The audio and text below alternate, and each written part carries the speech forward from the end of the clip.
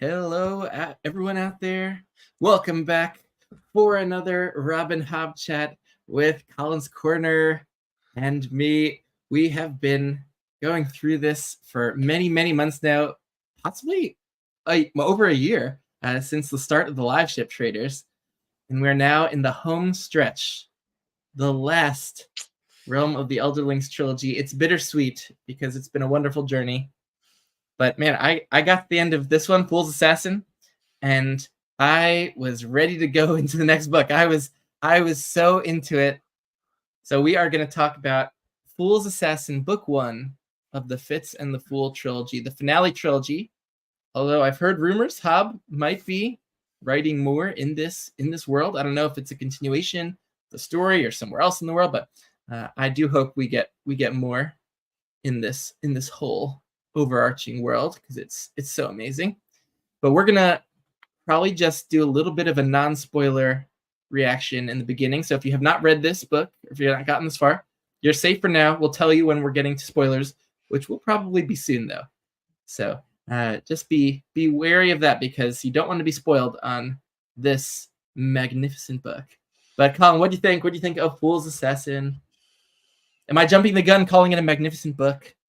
No, not in my opinion. I guess initial overall thoughts were holy crap. Like I had no idea what to expect. Like I didn't know what the timeline was. I didn't know how far we jumped ahead, like in Fitz's, story when this series picked up. So I was just and I have like utmost trust in Hobb at this point that I didn't even care. Like I don't read the back covers. I read nothing. I just go into it. I'm like, let's go. Yeah. You said it, and I want to congratulate you because this is the perfect way to say it. I can't believe how much stuff doesn't get spoiled about this series, especially in this first book. I was like, holy crap. Like I did not see so much of this coming. Yeah. Like what? So I loved it. I thought I'd have to really think hard if I was trying to be nitpicky about anything that I disliked about this first book, in my opinion. I liked almost everything. Yeah, I actually am with you. Like, usually, even with books I love, I can nitpick a few things. I cannot think of a single thing on the writer side that is a nitpick because I was so immersed in this from beginning to end and emotionally invested. And I thank all the big Hobb fans out there, the Realm of Elderlings fans, for not spoiling anything about this last series. The only spoiler is really the name of the trilogy. I wish I didn't even know the name Fitz and the Fool because that gives you a sense of at least a couple of the characters that are going to be around in this late stage of the story. But otherwise, though, I had no clue what was going to happen, and so typically my only gripe is that some of her books feel a little bit overlong and take a little bit to get to the plot, but this felt very tight to me. Like this is, in my opinion, one of the tightest books that I've read in the series so far. Oh, for sure. It was one of the shorter ones. Yeah. It's very tight. Like it, and even in the beginning, like it didn't feel like it was dragging at all. And plus, I just love how she opens books, especially opens trilogies. So I like the gripes that I normally would have, I didn't have with this book at all. Yeah, like the slow start, the slow build up. Like I kind of felt that way about Ship of Magic. Like it took me a while to get invested. Same thing actually with the Farseer trilogy, but with Tawny Man, since we already spent so much time with Fitz, and then we're time jumping and coming back to him a bit later in his life, it was so easy to fall back in with Fitz at the start of Tawny Man and with this one. Just a magical read. This took me no time to get through. I agree with you. It was tight. It was just tense and suspenseful. I read a plot summary. I read this a couple weeks ago. So I read like the Wikipedia plot summary just before coming on to get a little refreshed. And it was very short. Like there's not a lot of like major plot events that happen. Like you're able to summarize this book with just a few sentences pretty well. but within each of those kind of events, like Hobb just added so much incredible like day-to-day kind of life to it that it never felt like it dragged or was slow pace, even though there's not a ton of events that do happen. And time flies in this book too. Like a lot of time passes, and that helped. I think keep it feeling really tight. More time passed than I was expecting, so it like just lots of important things were happening, and I was almost expecting more of like a cozy setup book than the more tense, like almost gothic thriller that we got here. Yeah. And it almost felt like a different subgenre for Hobb. Like we haven't gotten a Realm of the Elderlings book that felt like this, where it took place mainly in one location and had this kind of like quiet kind of overall plot, but lots of like simmering dread and tension underneath, and then of course things that we will talk about soon in spoilers that also make it different. So I think I want to be careful. I don't want to spoil anyone. I think we're just going to dive into spoilers.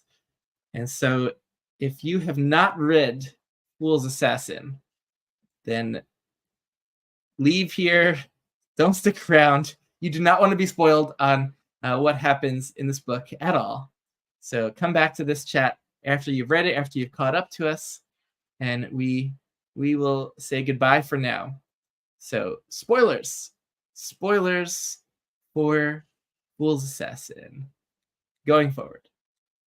All right, I hope we only have, looks like Jake and Derry here now, so we're safe with people that are here. And if you're watching on playback, now's the time to go for if you have not read it. All right, spoilers going forward. Let's go, Colin. Okay. Well, we could get into the crazy stuff. Let's take it. Let's do what we normally do. Let's go through the book a little bit. So the beginning of this one was incredible. Like I thought it was going to be more just like cozy settling into life at Withy Woods, but we get a little of that. But we get this party, and it seems like Fitz has like just fallen into this domestic bliss that he lost kind of his edge, and now his priorities are like family and Molly. And when this messenger comes, he, instead of like going to hear the message from this strange messenger, he's like, oh no, Molly will be upset if we don't start dancing soon. And I'm like, oh my god, are you kidding me, Fitz? Yeah, because I know Hobb. It's not bringing like a strange messenger here for no reason. That's unimportant. And then a group of strangers show up, and they're claiming to be minstrels, and nobody thinks that they're minstrels, so they're lying about who they are. No one knows who they are. They seem odd, and Fitz is like, oh, no, whatever. Like maybe they're tumblers, maybe they're acrobats. Like, I was so angry at Fitz in this part because I knew that those people, like I could see what Hobb was setting up, and that those people were up to no good.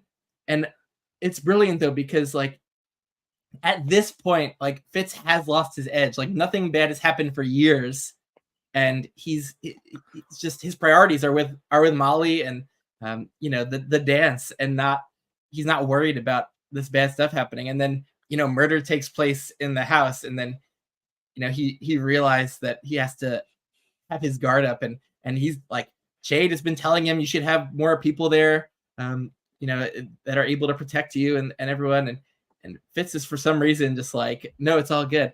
But he was not all good. So what do you think of that whole beginning? Well, first of all, I just want to get this straight. Fitz frustrated you? That's crazy. Hey Evie, we got a couple more people here, and Britton, I don't know, have you read this book? We're talking spoilers, so if you have not read Fool's Assassin, you might want to go away, but if you have, welcome. Unless you want two random dudes on the internet to ruin the 14th book in a series for you, you're welcome to stay. But we are just talking about I the beginning so actually- far. For your That's true. He just wanted to say hi. Hi, Britton. I do want to touch on just, I guess, slightly prior to what you're talking about. Just the way that we get reacquainted with where Fitz is in his life was so heartwarming to me. It's like the reason that Fool's Fate is my favorite book of all time is because of the way that it ends and the promise that it has for the life that Fitz could have. And then this book opens and it's delivering on the exact promise that I hoped Fitz's life would become. Like, he has settled into just being Holder Badgerlock, this random dude who nobody really knows why he even lives here or has authority. He just, like, people just think that, like, it's some dude Molly loves and they know and respect Molly for what she's been through with the realm. And, like, Fitz is just chilling. And, like, it's exactly what he wanted. And it's exactly what I hoped he would be able to get. So we get to see, like, how settled he is into Withywood's. And, like, it's been years now. So they've got routine. They've got, like, a way that things happen. They've got, you know, a staff. They've got people that we get to know and that we get to see the kids growing up and, like, what they're, and it's just like, it's so perfect in my mind. It's exactly what I wanted Fitz to have. and his relationship with Molly seems so, like, healthy and positive and just like everything you would have hoped for Fitz and Molly. They've been growing together there at With You Like, Woods. they feel like the old, like, they remind me of my grandparents where they're just like, they're like just bickering about stupid stuff, but it's all like love and, like, you know, Fitz just being some doofus guy who, like, doesn't pay attention to details, and Molly just walking around the house kind of like cleaning up after Fitz's messes and the kids and, like, kind of tending to everything. And then, like, it just felt so natural and it felt like such a like, I don't know where Hobb pulls from to get these character relationships. But they feel so real, and their relationship feels like it feels like their relationship is where I always wanted it to be. Yeah, so just so genuine and like they both care so deeply about each other and they just have all kinds of affection for each other. No, I loved that aspect of the beginning. But Hobb didn't, like, let us settle into that for long. And I love Jake's comment. Fitz sadly doesn't know that this was the end of the time skip and the start of the novel. Yeah.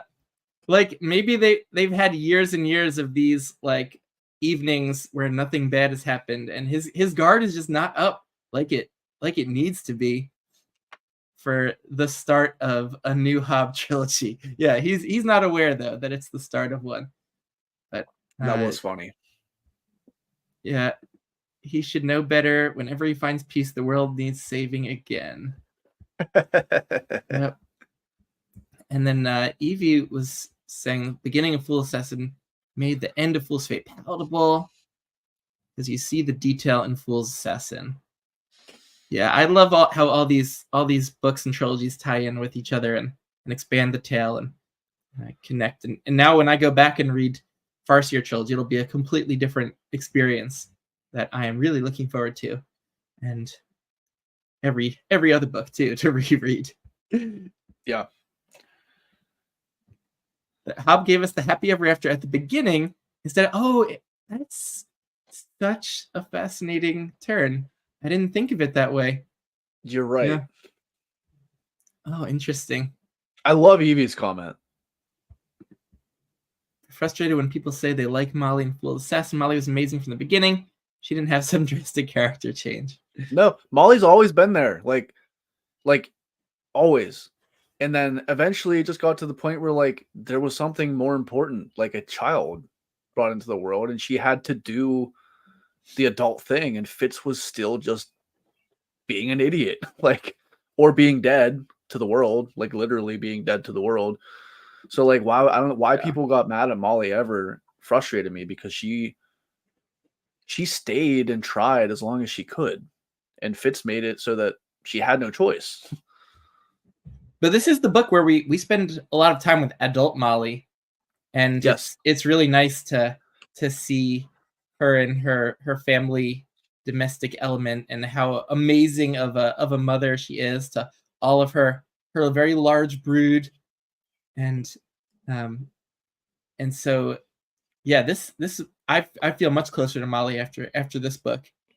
And one of the really like painful stabby things Hobb was doing to our heart in this book was that early on here Molly is saying she's pregnant even though she's past menopause, and then Fitz and but especially Nettle, I guess, really doubt her. Fitz, I think, tries to kind of not doubt her, but as like many months and months go by, where with no pregnancy showing or baby coming, Fitz starts to think, is it some sort of madness or delusion, and it was just like, pretty tragic for Nettle and Fitz to be kind of discussing that, and rightly so. Like they weren't off base with their doubts, but When you Yeah. were in this section, who did you believe?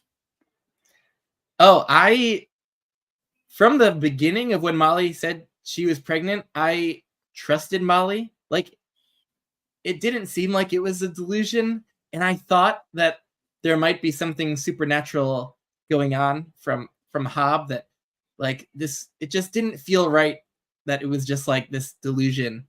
Like I felt like it was going to result in a weird pregnancy situation, and so I don't think I ever doubted. I was kind of upset at Nettle and Fitz for not believing, even though they had good reason to, because I was believing, and I don't know if that's just because it was what I thought Hobb was doing, or if it was the way that Fitz, the older narrator, was telling the story, which I think, Hobb is a genius writer. Like I think we're probably often influenced to think things based on how like Fitz, the older narrator of the tale, is telling it. But This was I an thought interesting she was pregnant. section. I thought she was pregnant. A few things went through my head for this because we know Fitz at this point is an idiot and misses things. And we don't know Molly all that well yet. Like we're just like they alluded to, like, and like you said, we're getting to know adult Molly. Two things. Almost 99.9% of the time, I trust my wife when she says things, especially regarding our child, that she's right. Even if it's an intuition thing, she's right. Like nearly all the time. But I've also had family members that had dementia. And what is happening with Molly feels so real to that scenario.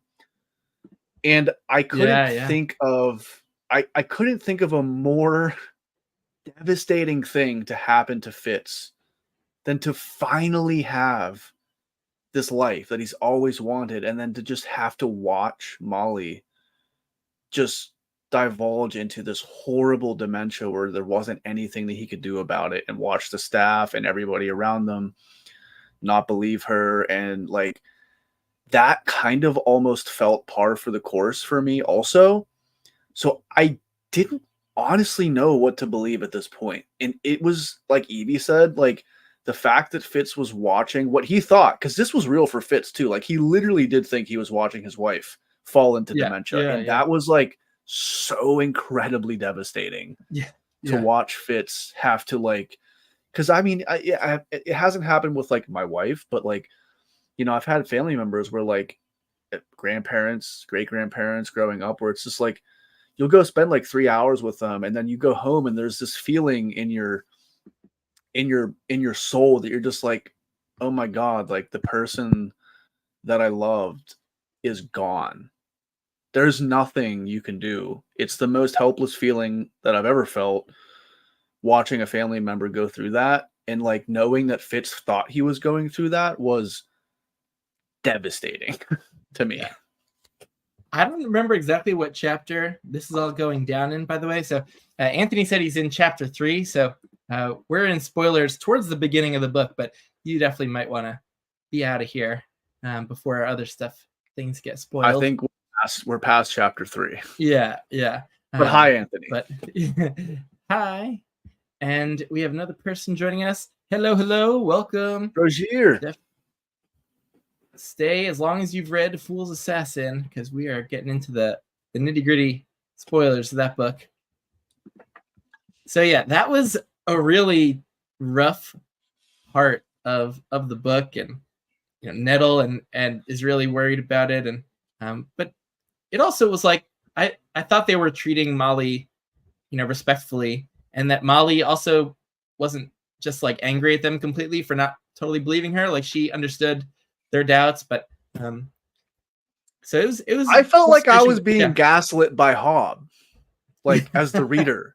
I felt like I was being gaslit because like I didn't know what to believe at this point. Like, you want to take Molly's side, but all the evidence is pointing to taking Fitz and Nettle's side, and they're just trying to deal with this like scenario of your mother or your wife getting dementia. Like, how would you deal with that?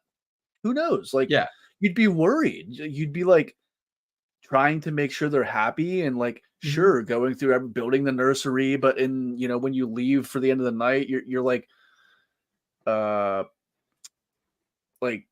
wow, why am I doing this? Well, I guess I'm just doing this to make Molly happy, but this is insane. This is insanity. Like, yeah, and then all of a sudden she's right. Before we get to the resolution of that plot line, here's Derry talking about Revel. What an amazing little side character Revel was, supporting Molly, helping her create the nursery parlor.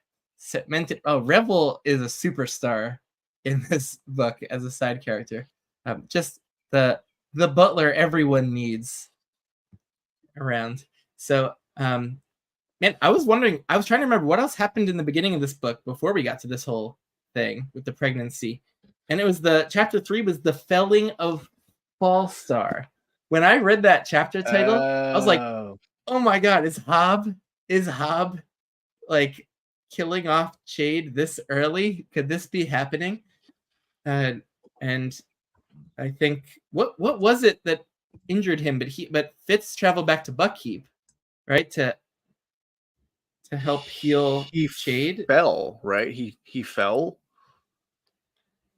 Was it just that he fell? Is that literally what happened?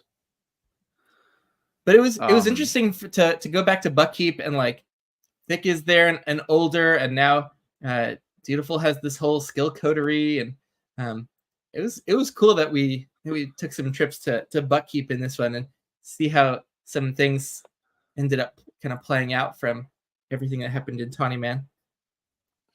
Yeah, and I think like the travels back to Buckkeep, or just to talk about Buckkeep, was really interesting to see.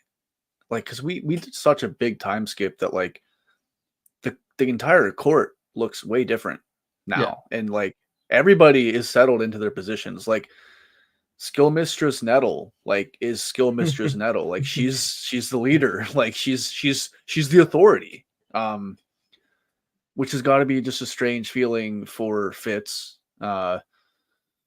It's the exact opposite of what he always wanted, kind of, but like he seems to be okay with it. Derry's got us covered, by the way. He was traveling through the pillars too often, collapsed in the lower levels of Buckkeep. Yeah. I love what Evie said too. Molly being perceived as a That was another devastating part. Like, why can't Fitz ever be happy? He's literally watching his wife wither away to old age, and he's just like cutting and healing immediately. Like, it's just like, and he doesn't even want the healing. No, he's like, I wish I could just die too. Like, I just want to die with my wife. Is that too much to ask? I mean, me thinks Fitz doth protest too much, because I'm in my mid 30s, and I wake up with all these aches and pains. Like, if I went to bed with a pulled muscle and woke up like good as new, I don't think I'd be complaining too much about that. But I do understand in the context of him seeing Molly just age in front of his eyes, and him kind of saying the same, that'd be pretty strange and hard to bear. Hey Drew, we're doing great. As long as you have read Drew. Fool's Assassin, stick around for the spoiler chat. We're towards the beginning of the book right now, but that would spoil still a lot of stuff from earlier books in the series.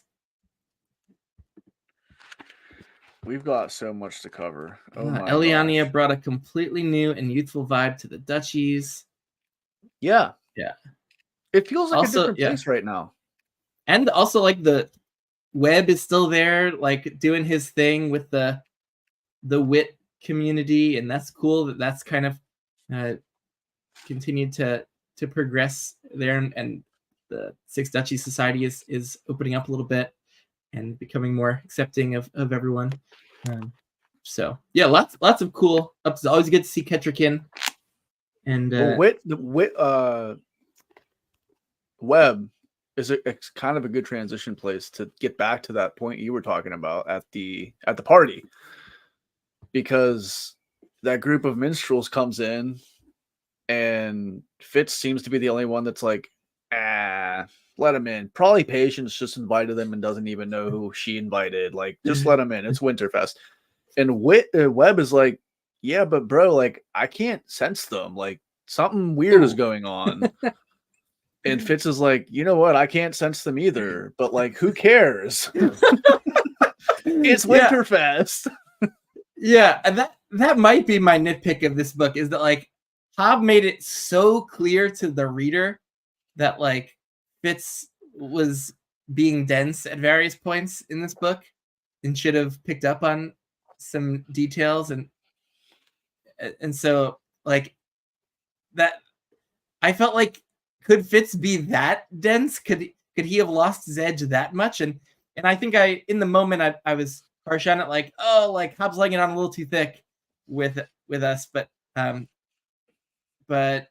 it makes sense. It still makes sense. Like, so much time has gone by where nothing bad has happened, that like Fitz has lost that edge, and he wants everything to be perfect going forward. Like, I feel like he's maybe kind of trying to force the situation to go back to normal or to be right. Like, he's having some cognitive dissonance here, where he's like my old world is not going to intrude here. Everything's good, and so maybe there's some almost like denial that he's forcing in these moments.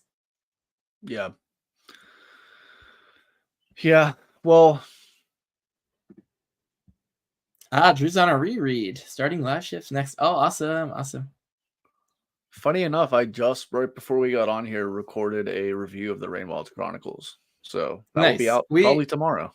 Nice. Once we finish this chat on Fool's Assassin, we'll try to circle back and discuss the Rainwilds, I think, a little bit in totality in the last book, which we never had a chat about. But Evie has a little point here. Argues not necessarily being dense, become complacent and comfortable. He hasn't needed to be on his toes. Yeah. And he's also telling this from a point where he's older, so he has kind of hindsight where he can tell the reader some details that maybe, he now sees as being relevant, but maybe in the moment didn't. But yeah, I mean, if you think about, like, I just compared it to this. Like, if I'm habitually doing something, like, let's say working out, just as an example, if you do it consistently for like a year or two, like, you get used to it. But how easy is it to fall out of that habit? Yeah. Well, Fitz has been not being an assassin for like 15 years. So like, I'm sure some of those skills are kind of ingrained in him, like to, always kind of be wary and always have like a weapon on you. But like, he doesn't have to think like that anymore. And it's been a really long time since he's had to think like that. And he's earned not having to think like that. And that's his whole argument, is Shade is trying to be like, yo, dude, like, there's still people in the world that know you're not just Holder Badgerlock. You know that, right? Like, you can't just not be on your toes all the time. And Fitz is just like, yeah, but I don't want to be on my toes ever. I've earned that. And it's this frustrating thing. Did he not at the end of Fool's Fate, like, kind of agree to take on kind of the mantle of Farseer? And like, was that not one of those things that happened at the end of Fool's Fate, like where he's inserting himself into the the politics with Chade and Kettrikin, and like, but then this book, it seems like he totally stepped back from the court. So yeah, I don't exactly understand that dynamic exactly, but so I just can't remember enough from what happened at the end of Fool's Fate. Yeah, Jake's saying he wasn't the sharpest to start with.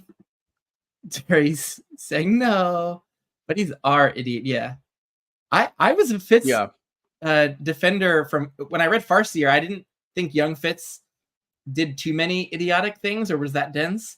I thought he was pretty clever and smart for a youngster and navigating some tough situations. But at this point, no, there have been lots of situations where he was a little more dense than maybe we would all hope that he would pick up on some things, some nuances with those around him or some details.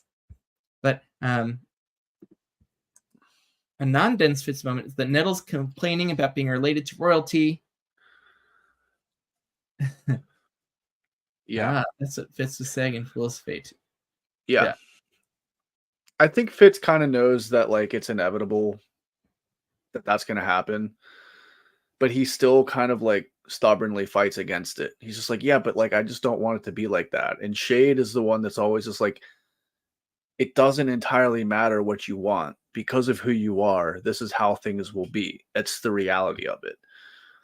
And I think Fitz so much so doesn't want it to be the reality that he like deliriously, delusionally doesn't believe that it has to be that way. And then something will happen and Fitz realizes, okay, it just is this way. Shade was right. Yeah, great point by Jake. Yeah, a lot of people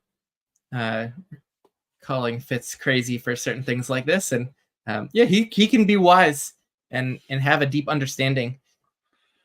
His understanding of like someone's feelings or thoughts, for someone close to him might be off on any given day or moment, but I think he's pretty wise character and has a really decent heart and doing his best, really great intentions. And that's one of those things in this book. Like he's really trying hard to do his best and live a good life and provide for his family and just do good and not cause ripples and just wants to live in peace. But speaking of living in peace, we're going to get to the major spoiler event in this book. Well, one of them. So once again, just if you have not read Fool's Assassin, don't stay for this part because Molly's non-showing pregnancy ended up like lasting for a couple of years, and then all of a sudden the baby's coming.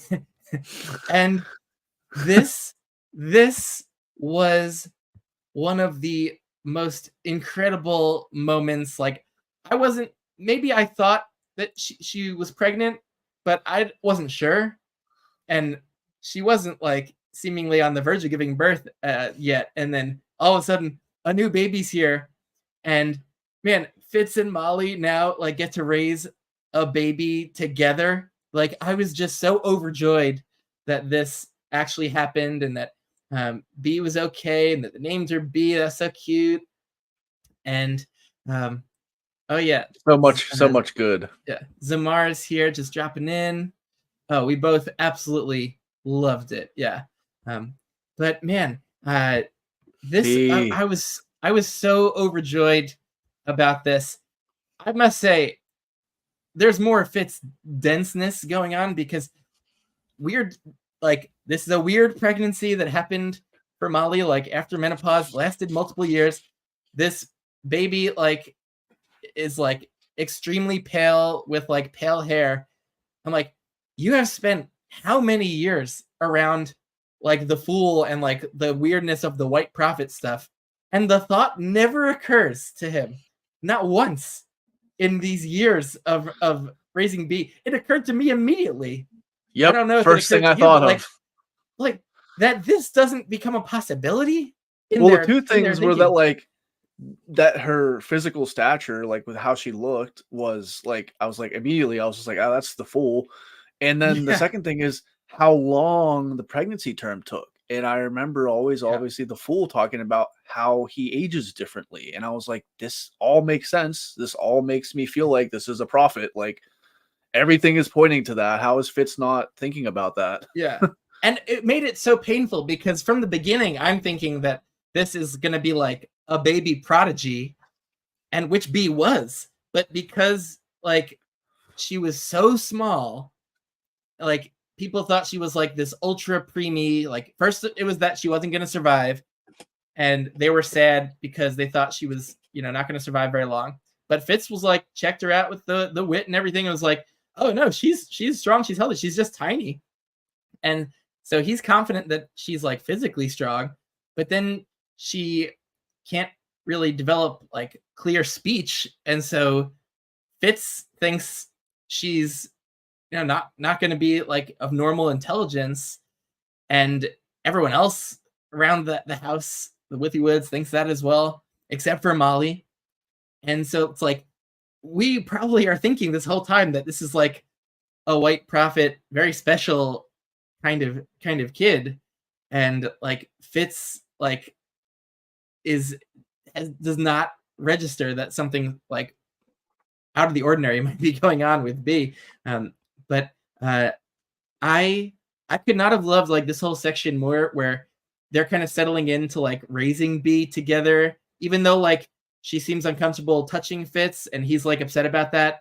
He still is a caring father and tries to like parent from like a bit of afar and just like let Molly and B have their very special bond. Like this whole time where like Molly is raising B was just like so beautiful, and how like they can understand each other and Molly can understand B's kind of babbling speech, and like it was so beautiful. It was the kind of like just poignant time passing kind of section of like the beginning of the movie Up, where you just see this just like beautifully emotionally heartfelt like domestic kind of story play out between Molly and B, with like Fitz kind of awkwardly like trying to do whatever he can from the side. But I love this section so much. It was so beautiful, and definitely sad that like people around the house and Fitz like couldn't connect to be the way that like Molly was, but still beautiful Yeah. nonetheless. I think like I just want to go back to like the moment that Molly was like, this baby's coming, because like that was the best to watch. Like I just so like for context, my daughter is my stepdaughter, and I didn't meet my wife until my stepdaughter was 3. So I missed the infant years, but I can only imagine Fitz in that moment where Molly's like, this baby is coming. I need your help. If you're not going to help me, go away. And then Fitz just being like, okay, what do I do? What do you need? How can I help? What do you like? Do you need like blankets? Do you need water? Like, how can I help you? And then he's just like freaking out because it's actually happening. And then like the baby comes, and there's this moment of just like, oh my God, like we did this.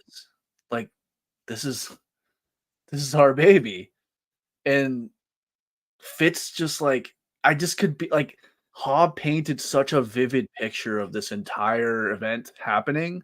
And then to watch Fitz like flounder through fatherhood or early fatherhood is just so much fun because it's so relatable. He's like, am I hurting her? Like when I hold her like this, like, can I leave her? And then the mom is just like, yeah, she's fine. Just let her sleep in between us. And Fitz is like, I can't. What if I roll over and kill her? And Molly's just like, you're fine. Like she's fine. There's so many moments where like you think like as a parent, you're just like, I would be thinking the same exact way. Fitz, and then my wife would just be like, oh, she's fine. Like totally fine. And I'm like, okay, I trust you.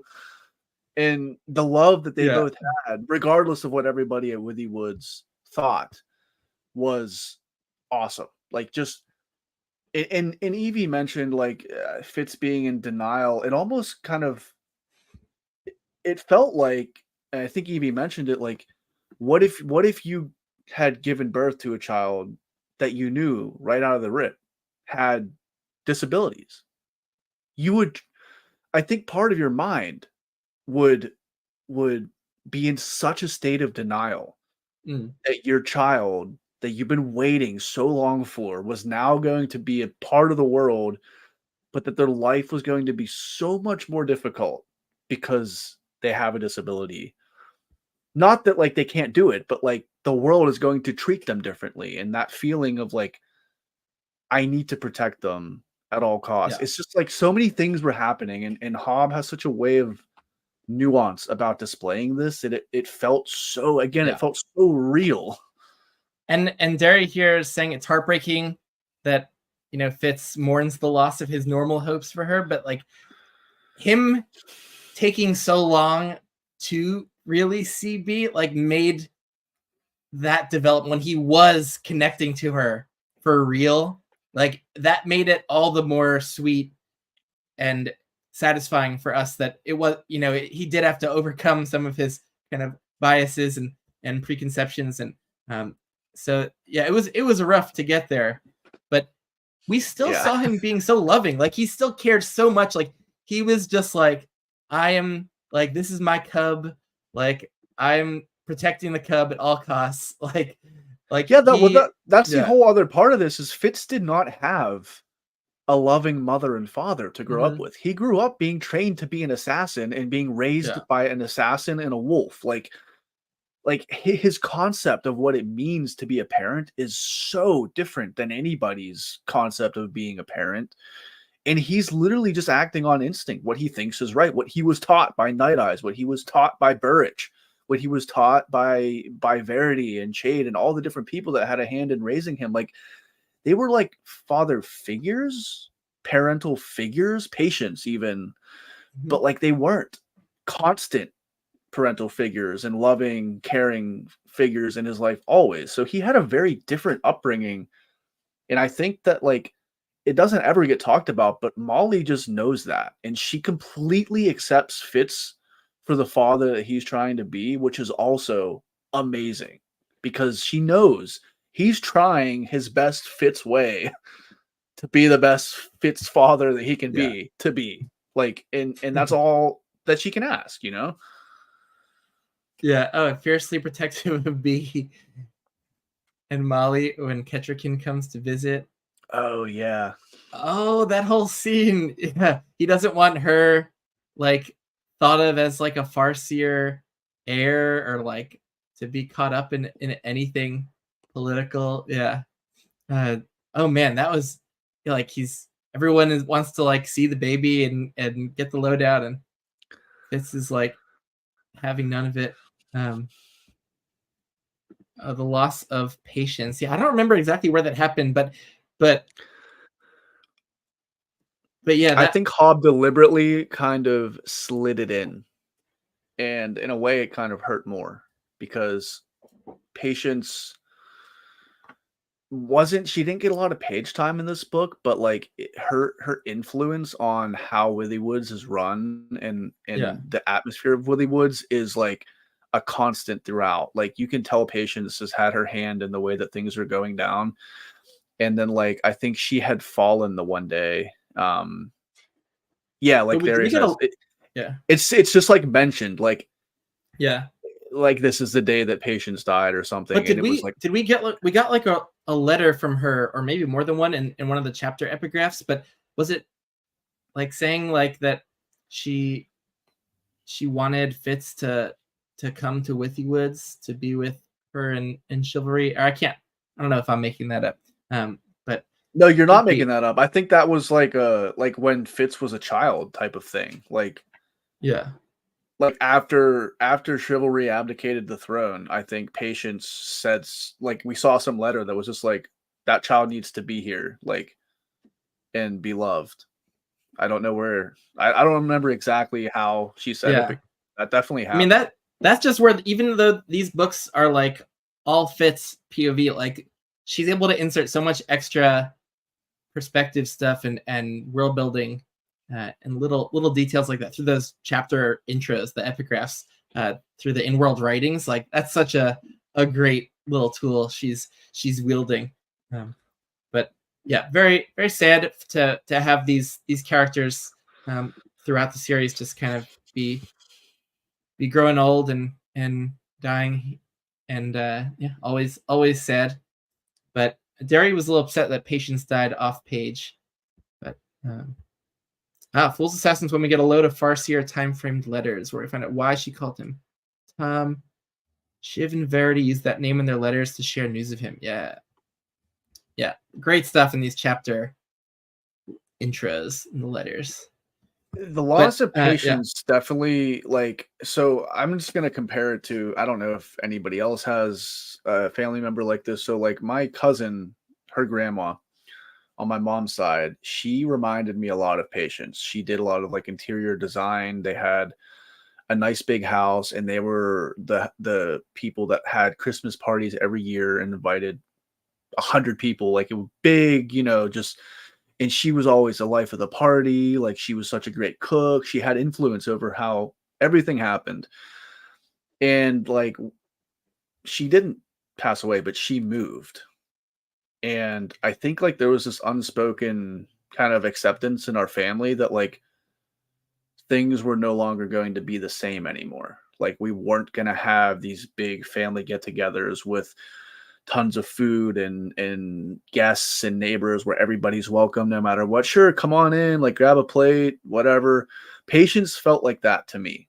And like the loss of that, I think, was hard for Withy Woods in general to kind of accept, because she was always this kind of outgoing but strange figure that not everybody accepted. But like, you can't deny that she accepted everybody and showed love and was the person trying to bring people together.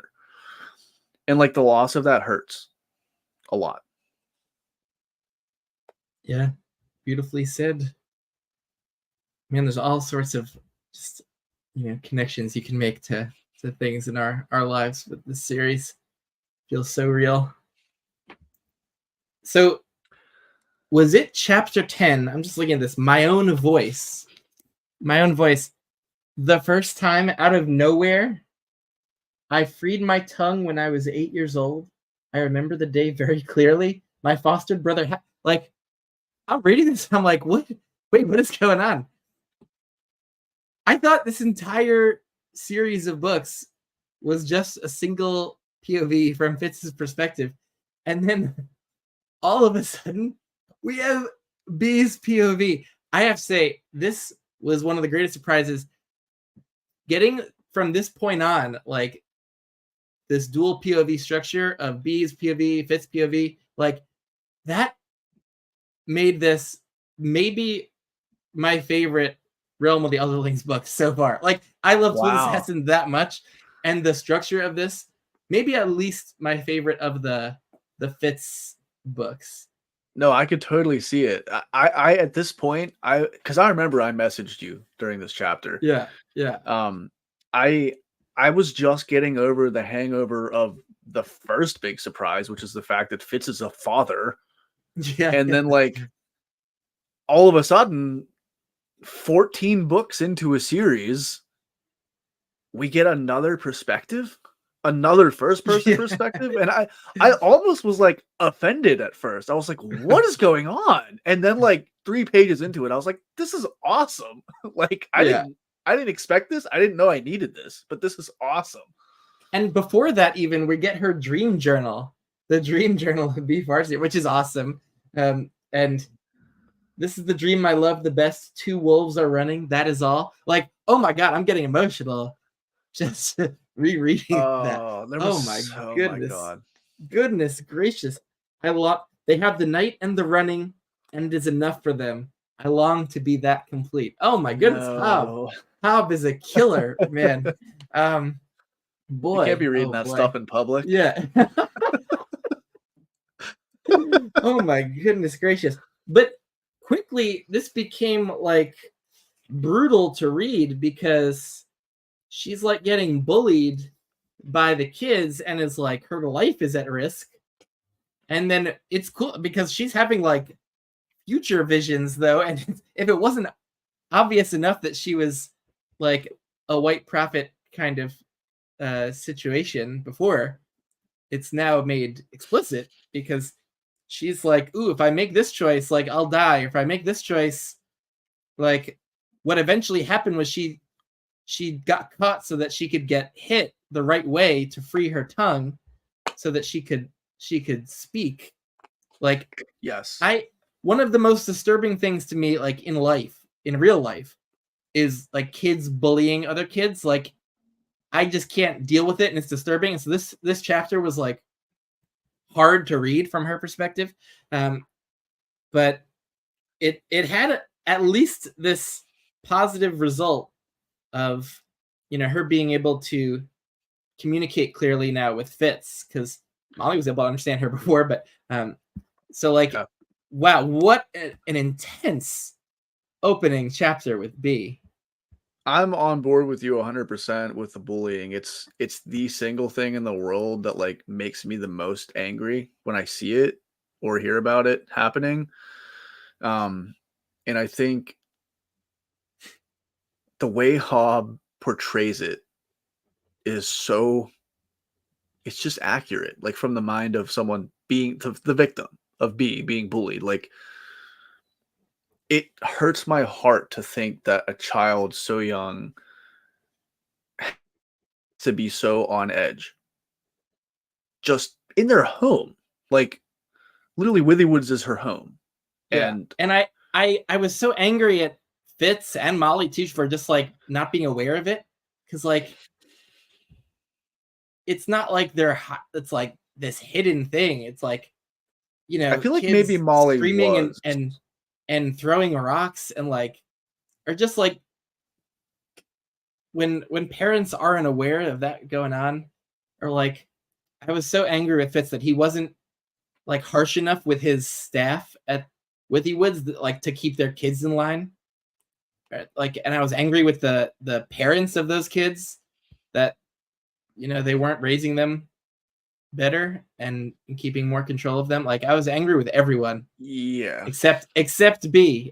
She precious B was just like, man, I was dying for her.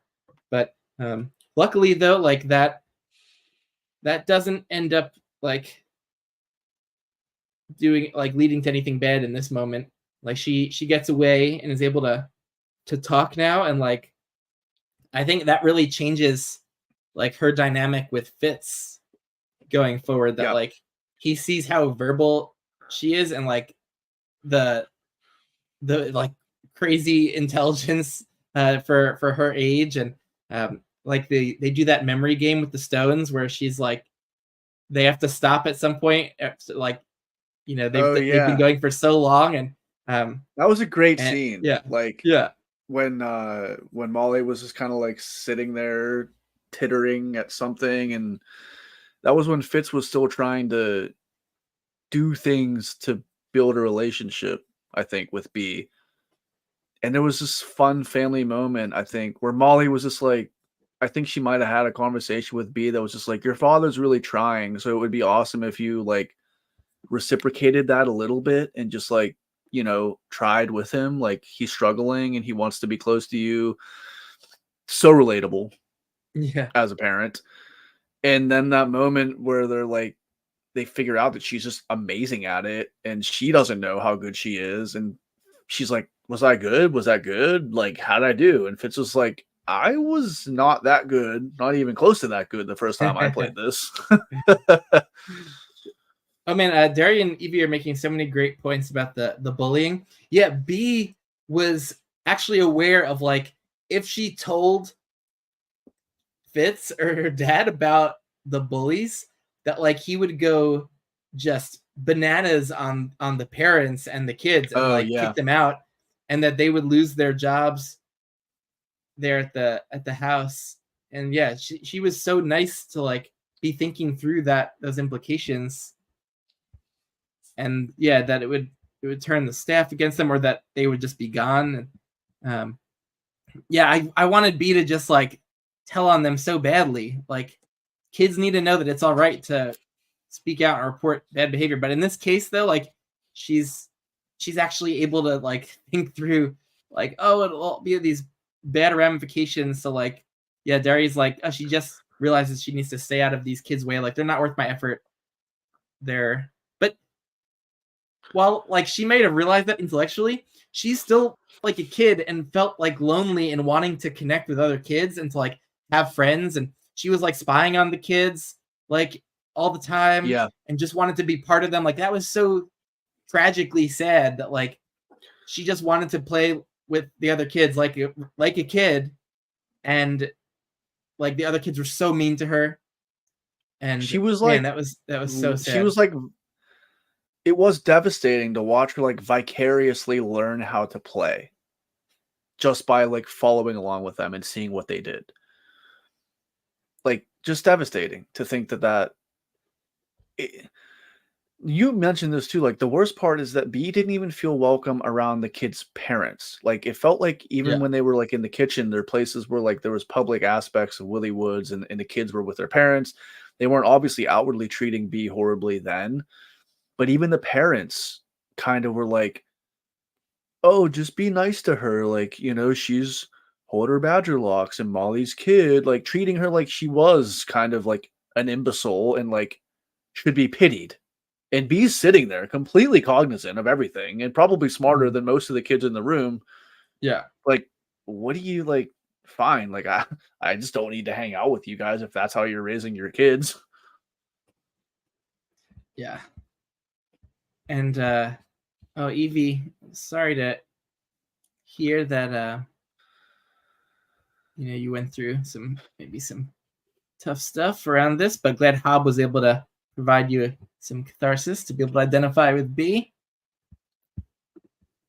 And by getting B's POV, we're seeing Fitz from the outside. To discover that someone sensitive to the magic sends him as a seething container, and it's uncomfortable to be near. Yeah, like I love. Like a Yeah, ticking that's time great. bomb. That's great. Which also it just made so much sense. And when like B was able to actually openly discuss that with Fitz and like, ooh, like whatever you're doing now is much better. Like it's much easier to be around you right now. And like when Fitz was putting up his like all his walls, his skill walls and everything, like it was great when they were able to actually like discuss that and Fitz realized like, oh, this was why you were uncomfortable around me.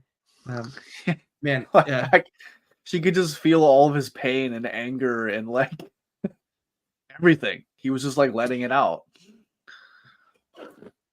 Yeah, I don't know how long this section was, like where they're in their like happy Fitz, Molly, and B kind of raising B, but like what did the Shade stuff with like him trying to pawn off oh my god, what was her name? And Lant, Fitz Vigilant, and who was the girl that Shade was trying to pawn off on Fitz? What was Why that can't weird I name? literally just finish this book? I can't think of it.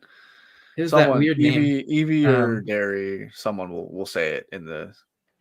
I Shun. why Shun. can't I think? Oh, Shun. I just Something can't remember easy. exactly. I just can't remember exactly the order of events. But we could maybe chat about this after, because maybe we'll address one of the most tragic elephants in the room. So like they're raising B, like it's a little rocky, but it's going about as well as we could have hoped. This kind of chance that Fitz got to start a family from scratch with Molly and B, and is just this heartbreaking moment where we're with B and we see Molly kind of collapsing and probably showing signs of like a heart attack or something like that.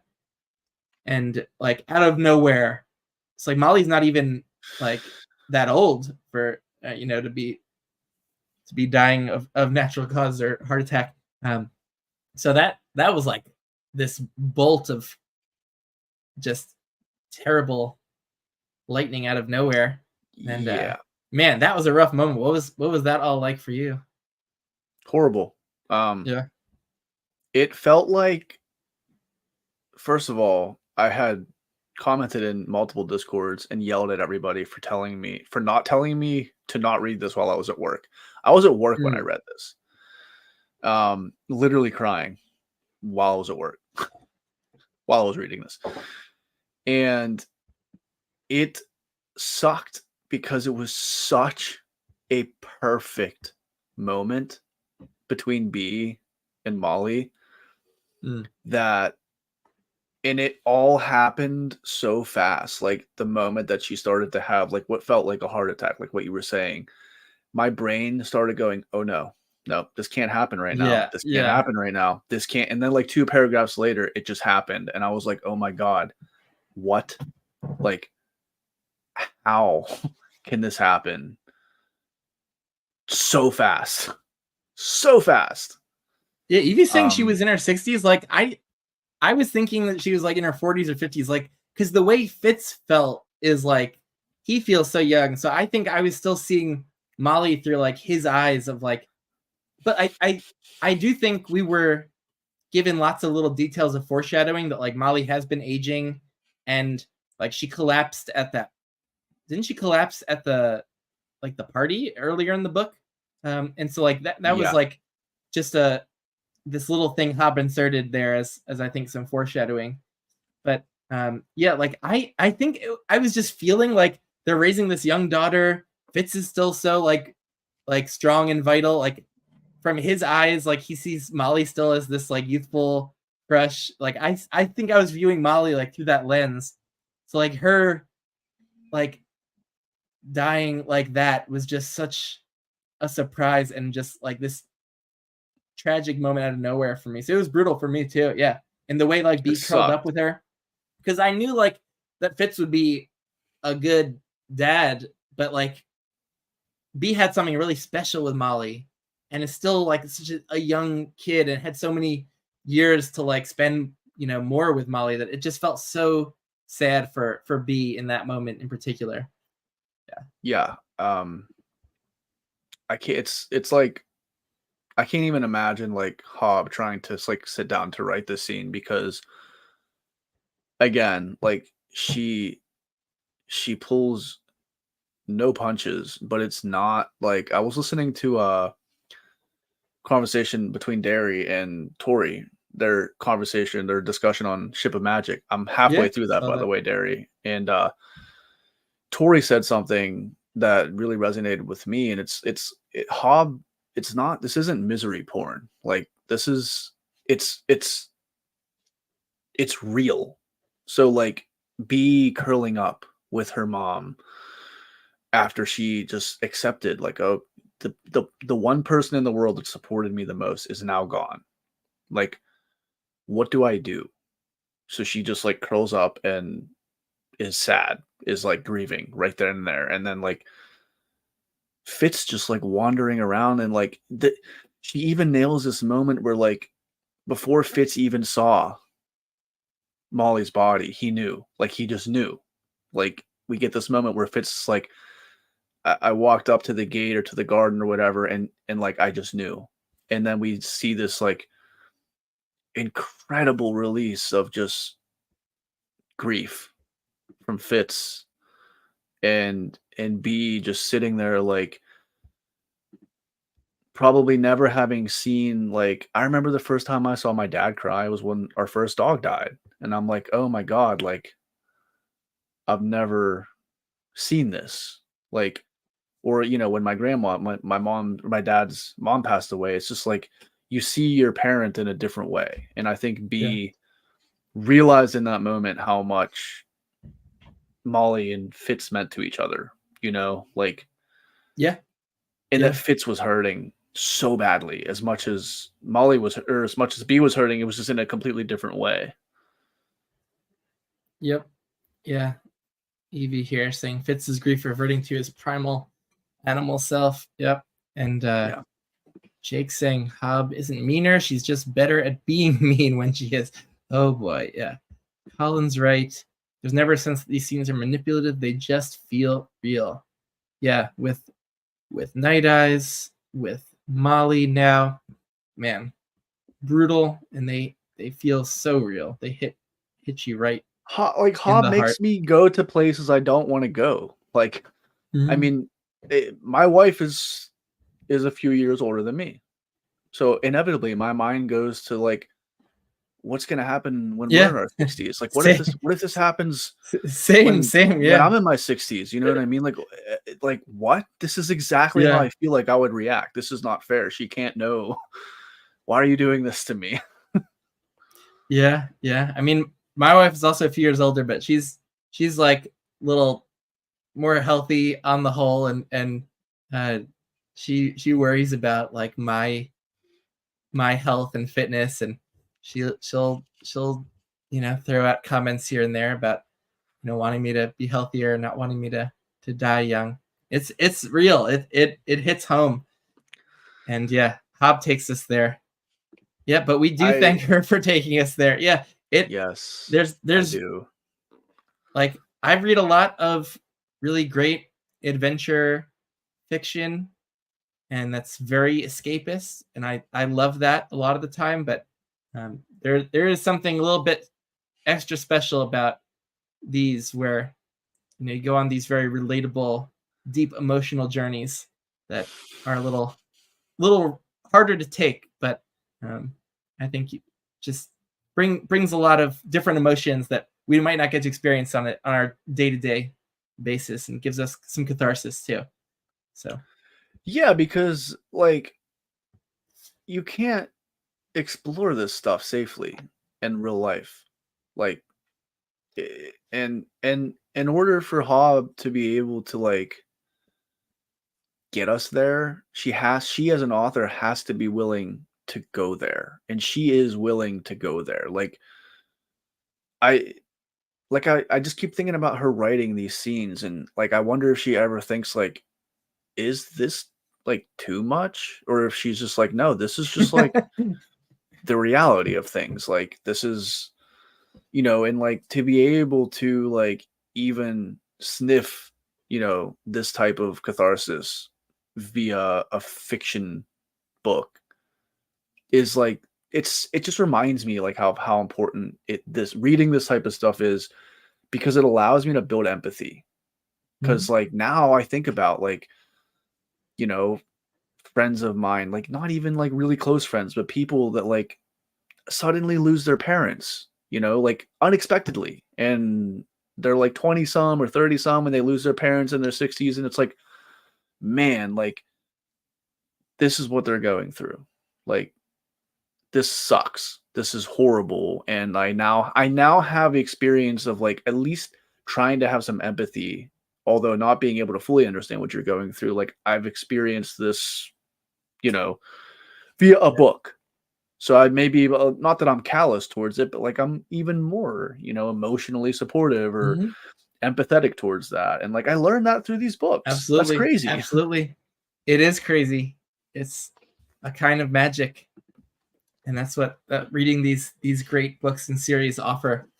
And one of the great benefits too of a long running series, because you're building these connections over so many pages and books, and the months and years that I've been reading this series too, that Yeah. we've been on the journey. And it hits harder than things can in just like a few hundred page standalone can kind of do.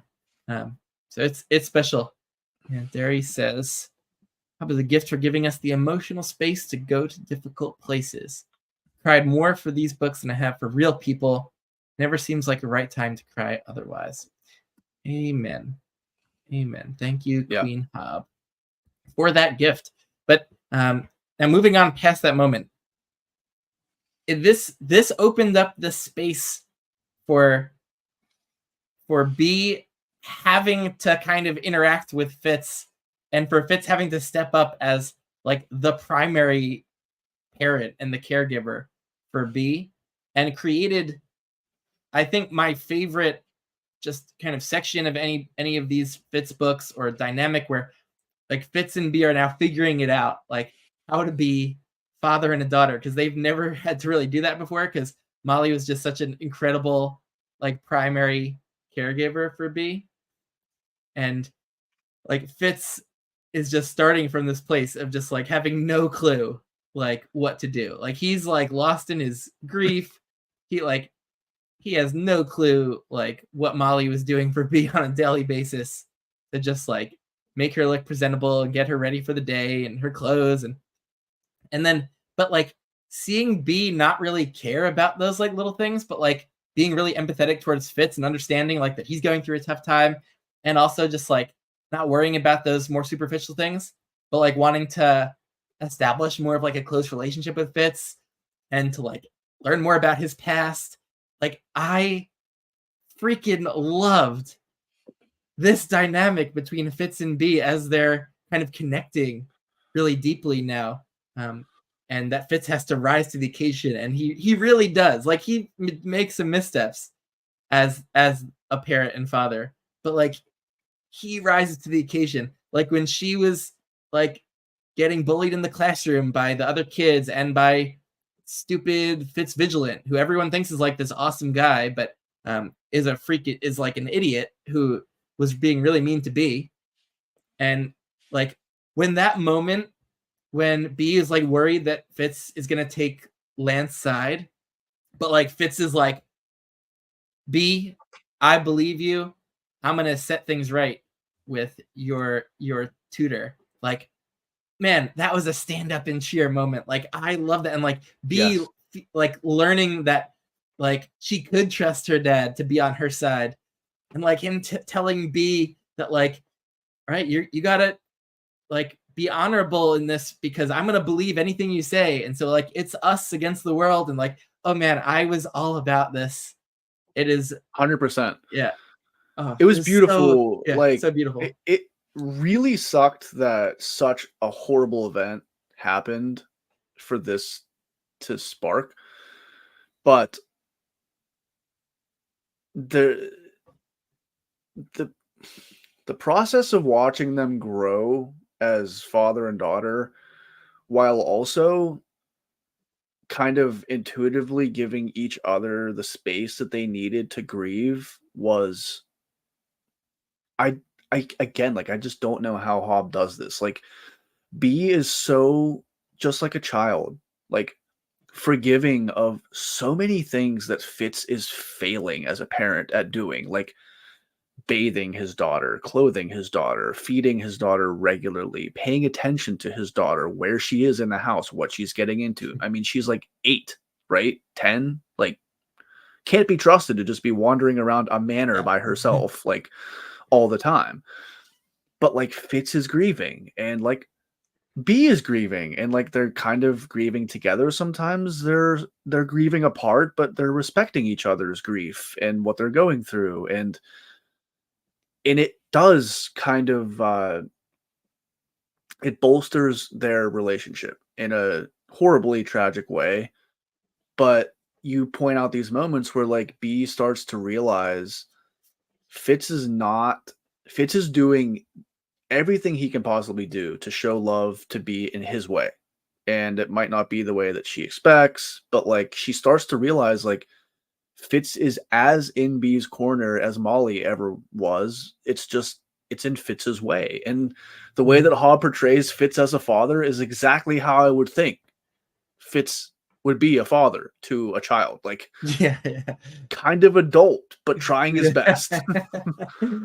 Like I love, like this is the part where like, you know, it doesn't even show up in the plot summary, but like is the real heart of the book for me, was Fitz and B kind of finding their footing together and growing together as father and daughter, and like discovering the secret passageways and that becoming like B's secret hideaway, and then B like thinking she's like being so sneaky and reading Fitz's papers, but like then this is why I love the dual POV structure, because we get like in B's POV, it's like, ooh, I snuck in and like sneakily reading, you know, Fitz's papers to learn about things, and then we get like in Fitz's POV, is like, oh, I left these certain papers out so she would read them, and like I just loved that kind of POV structure we were getting. To see it from both their sides was so engaging, and there wasn't a ton that was happening in terms of like crazy plot events in this section, but it was just utterly gripping, and it was just a magical Hobb section for me. That whole part, and there were some interesting complications. Like Hobb instead of just like letting Fitz and Bee just like have their space alone, kind of figuring out their griefs, like she brought in these complications with like Chade's misfits that he's pawning off on Fitz, like Shun and Land, and like they introduced some interesting like dynamics and complications, and just yeah, like Shun was completely unpleasant to read, and Lant extremely disappointing as Bee's tutor. But just I liked that, like, I don't know if Chade was doing this on purpose or if this was just like the timing of like giving Fitz some things to do after Molly died. But I kind of like that, like Fitz had to step up and kind of like the larger political game here, and protect these people for Chade, and even though he didn't like it, and just hosting these two, like introduced like an interesting dynamic that was surprising and unpredictable, and like I didn't really know what the deal was with either of these people, and still am interested to see kind of where things go with they kind of almost served as like really soft villains, I guess. Yeah. In a way that yeah just that sparked events that were imperative in Bee and Fitz becoming closer. Like it provided this scene that Derry's talking about, like where like all the stuff happened with Lant, and then Fitz uses an entire evening to like showcase to everyone around him that Bee is awesome and she's super smart and she deserves respect, and he does it in a very subtle way that you can tell like Fitz's experience in court life paid off in spades here, because everyone in the room besides Bee had no idea what he was doing, but Bee was sitting there like, oh, my father is giving me the space to step up and earn my respect. He's not telling them to respect me.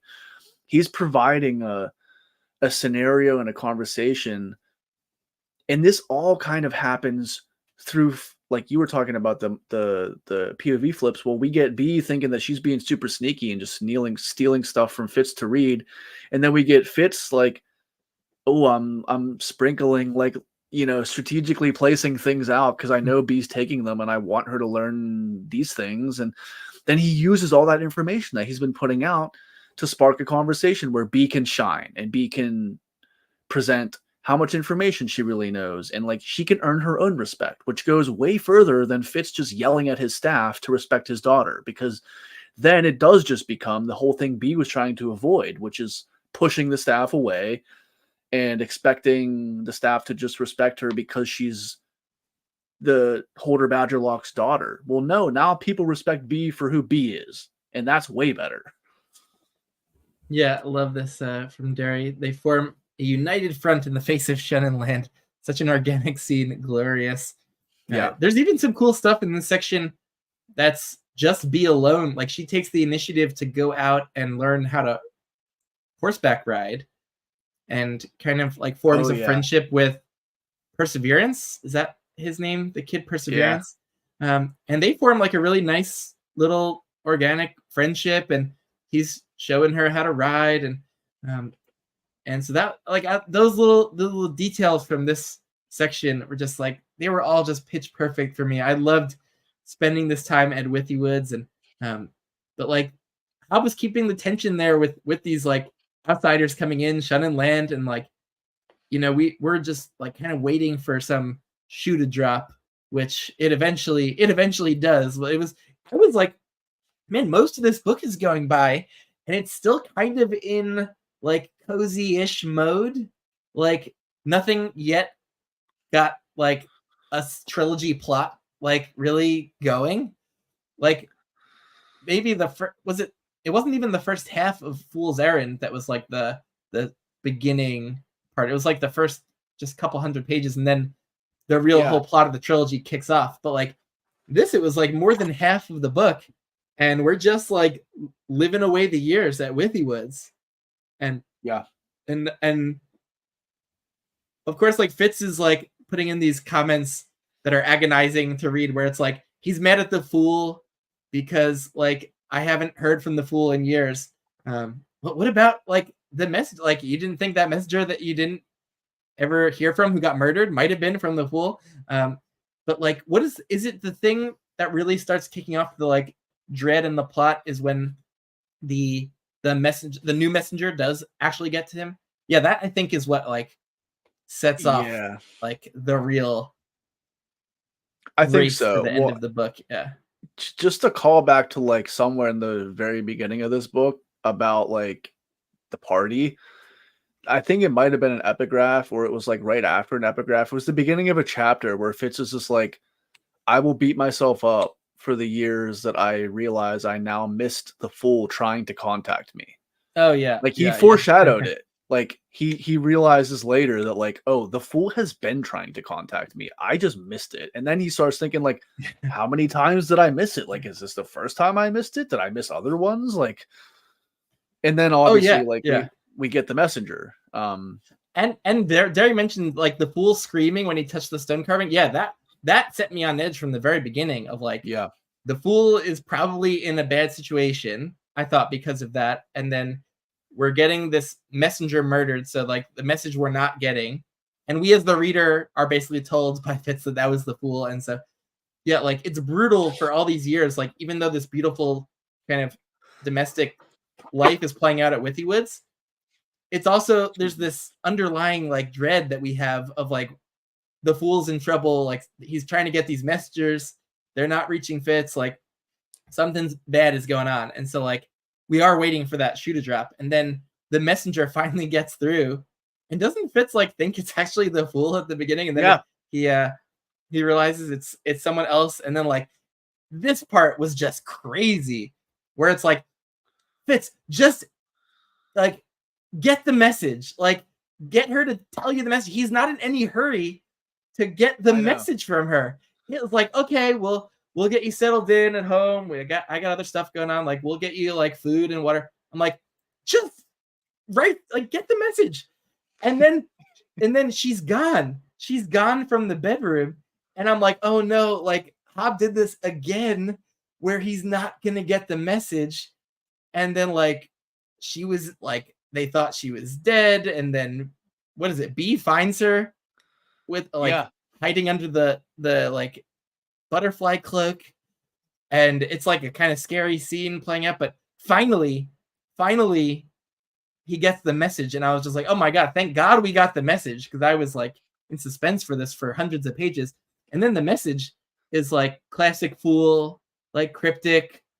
Yeah. And I mean, me though, I'm hearing like the Fool talking about like some like, was it golden sun is like gonna be born, or like protect the golden sun? Is it the golden sun that was the message? I can't remember. Like, but like whatever it was, I'm like, Fitz, why are you immediately just thinking this has to do with like the Fool's own born like son? Like, why was he convinced that this whole like everything the Fool has ever said has been a riddle? Like, why does he think like there might not be some kind of like riddle to figure out here? He just immediately thinks like, oh my god, the Fool had a son. Now I have to find out like who might have born like the Fool's son. Once we got the message, I was just like, I couldn't believe Fitz and his denseness around that. I'm like, you're not maybe thinking this has to do with your like preternaturally genius child who looks like a white prophet? Man, that just killed me. But like that was a crazy whole sequence where they get the message, and then she's like, these parasites are eating me from the inside out. It's this horrible punishment they give, and they burn the body, like them too, and like this like crazy like father-daughter secret like thing that they do where they burn the body and together. And man, that whole thing was nuts. Things happen so quickly, and like especially with like so like even just going through all this with the messenger, it blew my mind, because like I'm putting it into the perspective. Like I said, my daughter is 8, she's going on 9. She's right around the age that B is, right? So I'm like in this fantasy world in my head, picturing bringing my daughter with me to burn a body. Yeah. And then having it be our little secret from the world.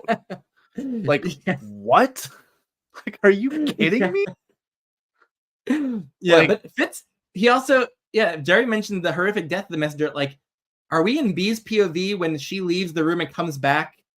Or are we in Fitz's POV when he kills her? But like, we eventually know that like Fitz like killed her himself, like when B left the room.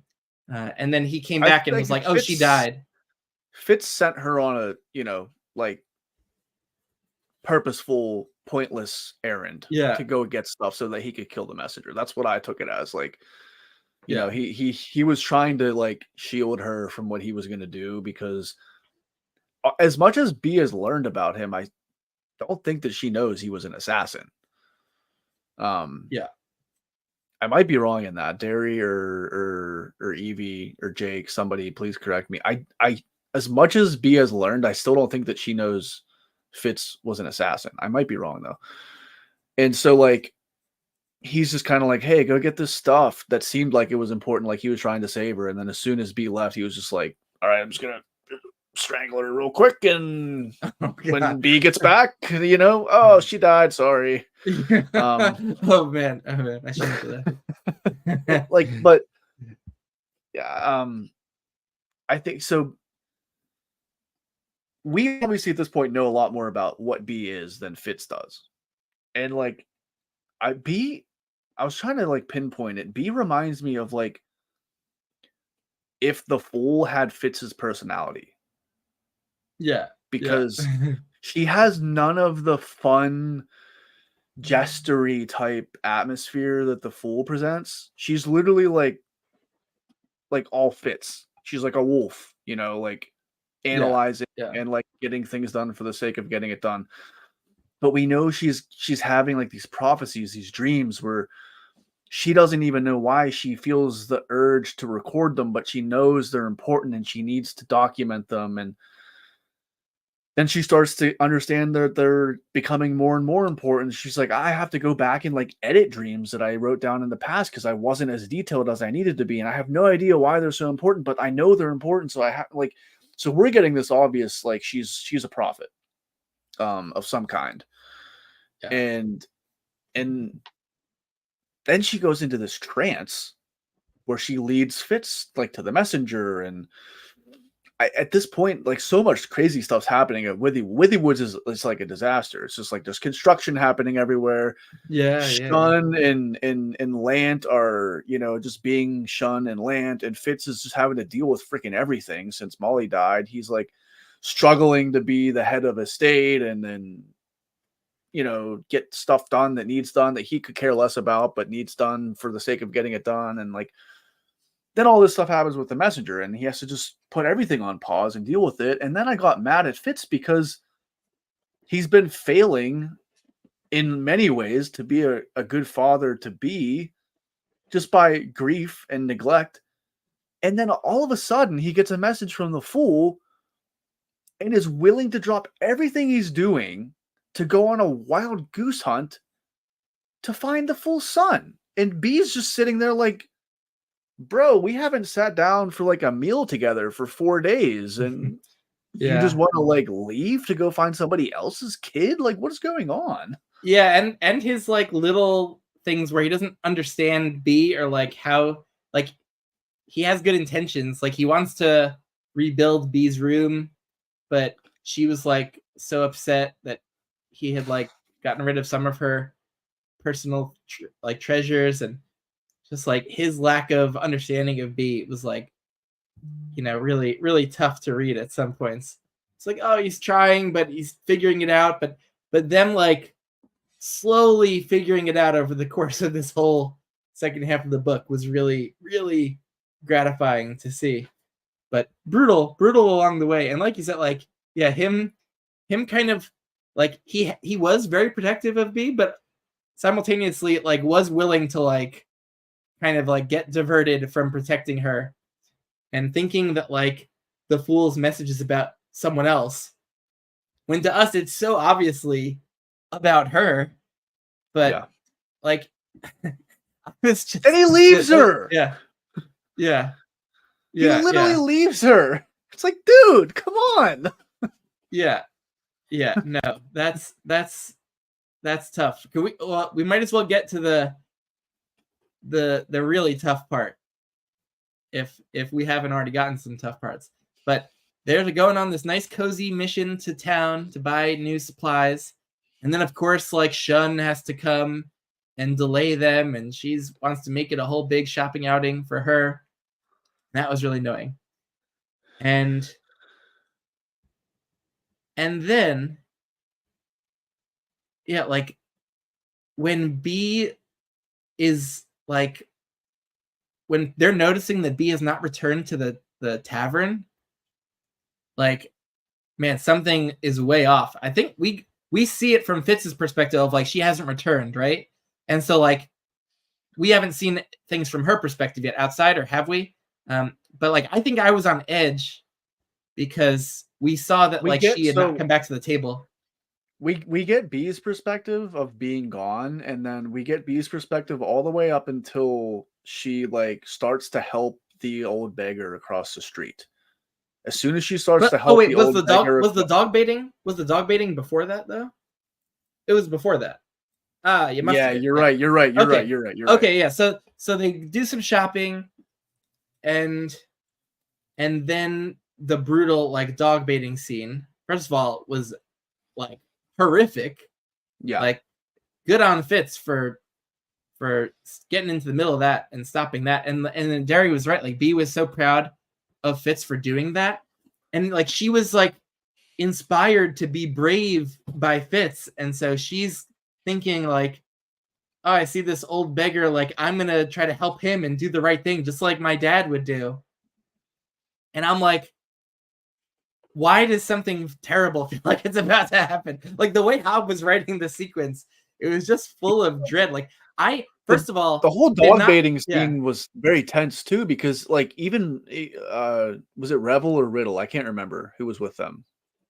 Was it Revel was back at the house? It was Riddle then. Yeah. The one that like has known Fitz for years. That's Riddle, right? Yeah.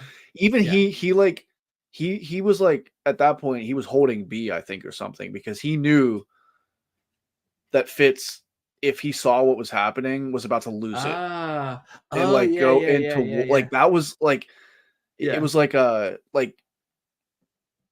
he was just trying, like he knew it was like unavoidable what Fitz was gonna do if he saw what was happening. And Riddle was like trying to shield B because he knew that she did not know anything about this side of Fitz. Yeah.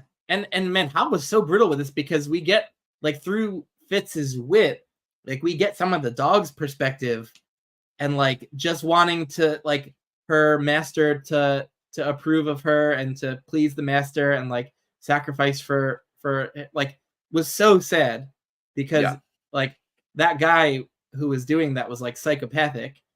And so like, man, what a brutal, terrible scene to like end our cozy village shopping trip. But then they're in the tavern. We had seen that beggar actually earlier, and like he had some like reaction to him. So I'm like, okay, something is going on with this beggar guy. And then like B is like going across the street. So I will tell you how I was reading this. B starts hearing about like this guy is saying, oh, you've opened up my vision again. I can like see everything. I can teach you how to like hone your sight. And I'm like, oh wow, B just stumbled across like some old like white prophet person here. And I'm like, oh, this is great. This wasn't like someone that's gonna cause her harm. Like they're having a great moment together here out on the village green, where there was like a dog murder happened. But so like it's not funny, but like the way you're saying it is like And I was like, oh my god, this is cool. Like B's found someone that can help her, and she's like trying to have this great moment of helping like someone in need and showing her bravery, just like her dad is brave. And then when Fitz saw them, I was like, oh my god, oh no, he's gonna think like she's in danger. And then of course he just runs over and like the guy said like, oh, like the wolf's coming, and like of course he runs over and just stabs the guy. Like I thought, oh my god, I thought Fitz just like killed this beggar that was nice and was gonna help B. I had no thought at all ever in my brain that that could have been the fool. And when Fitz is like, oh my god, it's the fool, that was like a drop the book shock of a moment. Yep. I was shocked and I could not believe Hobb devised a situation to get Fitz to stab the fool. Like, what a devastating moment that was for all of us. Yeah, the part where oh my god, Jake, the part where the fool's assassin nearly assassinates that. Oh my god, I didn't even think of the connection to the title. Wow, I'm gonna view that title differently now. So yeah, what are your thoughts about that scene and how that played out? Did it go similarly for you in terms of how you were reading that scene? I did not think it was the fool. Yeah. I don't know what I thought. I thought, like, to be honest, I just thought like it was somebody that was a possessor of the magic of this world that had like fallen on hard times, and it was like B connecting. Like I thought it was like an opening for us to realize again how powerful B was in the magic. That's what I thought it was. I did not think it was the fool. This, when Derry said this, I think in one of the Discords, blew my mind. Yeah, I did not even know you, though I held you in my arms. Oh wow. What a throwback.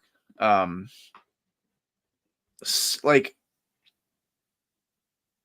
my heart dropped probably as far as Fitz's did when he realized, because he's walking up like he thinks somebody's about to like molest or hurt his daughter. Like and not only that, like he's not just like an angry protective father. He's an angry protective, potentially most skilled assassin this realm has ever known, walking up to this man. Like he's going to kill him. Like there's no, you know what I mean? Like Fitz knows exactly what to do to kill a man. Even if it wasn't the fool, even if it was just some like old beggar, like B, like that's traumatizing for B. Like she thinks she's like helping this old man and they're having a nice moment together. And then like here her dad comes in and stabs him to death, like right in front of her. Like right after everything is cooled down, after he like does that with the dog stuff, like everyone's looking at them weird, you know, like side-eyeing them as walking that was into the so pub, brutal, like, because like it felt like such a positive moment for B that she was having, and then it became such this like horrifying negative thing, and like also something that was gonna like cause a little bit of a rift between her and her dad now, of like that where things were going so well for the two of them. Man, what a brutal moment. And then like we're just in this, like, is the fool gonna die right here? Like I thought he might have been about to die, and just like the shock of how he was in that condition, and like, man, I don't approve of Fitz leaving B to go get the fool the medical help. He should have figured out something else, but like I could understand, like Fitz didn't think B was in danger. Like he didn't connect the dots about like the fool's message in B. Like in this moment, he feels like the most urgent thing is to get the fool saved.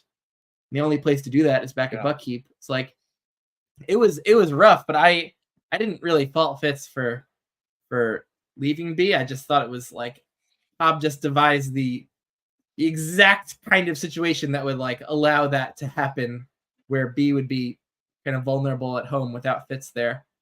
But yeah, I mean, I guess Jake, I guess you're right. I don't know if he's the most skilled assassin. He's the most skilled assassin in this realm that I know about.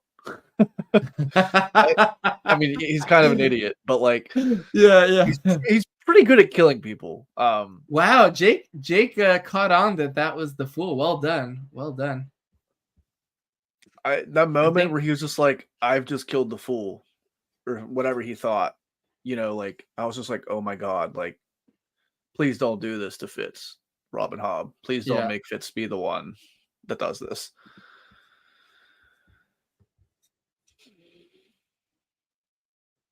Wait, what is Derry getting at with weirdly distracted?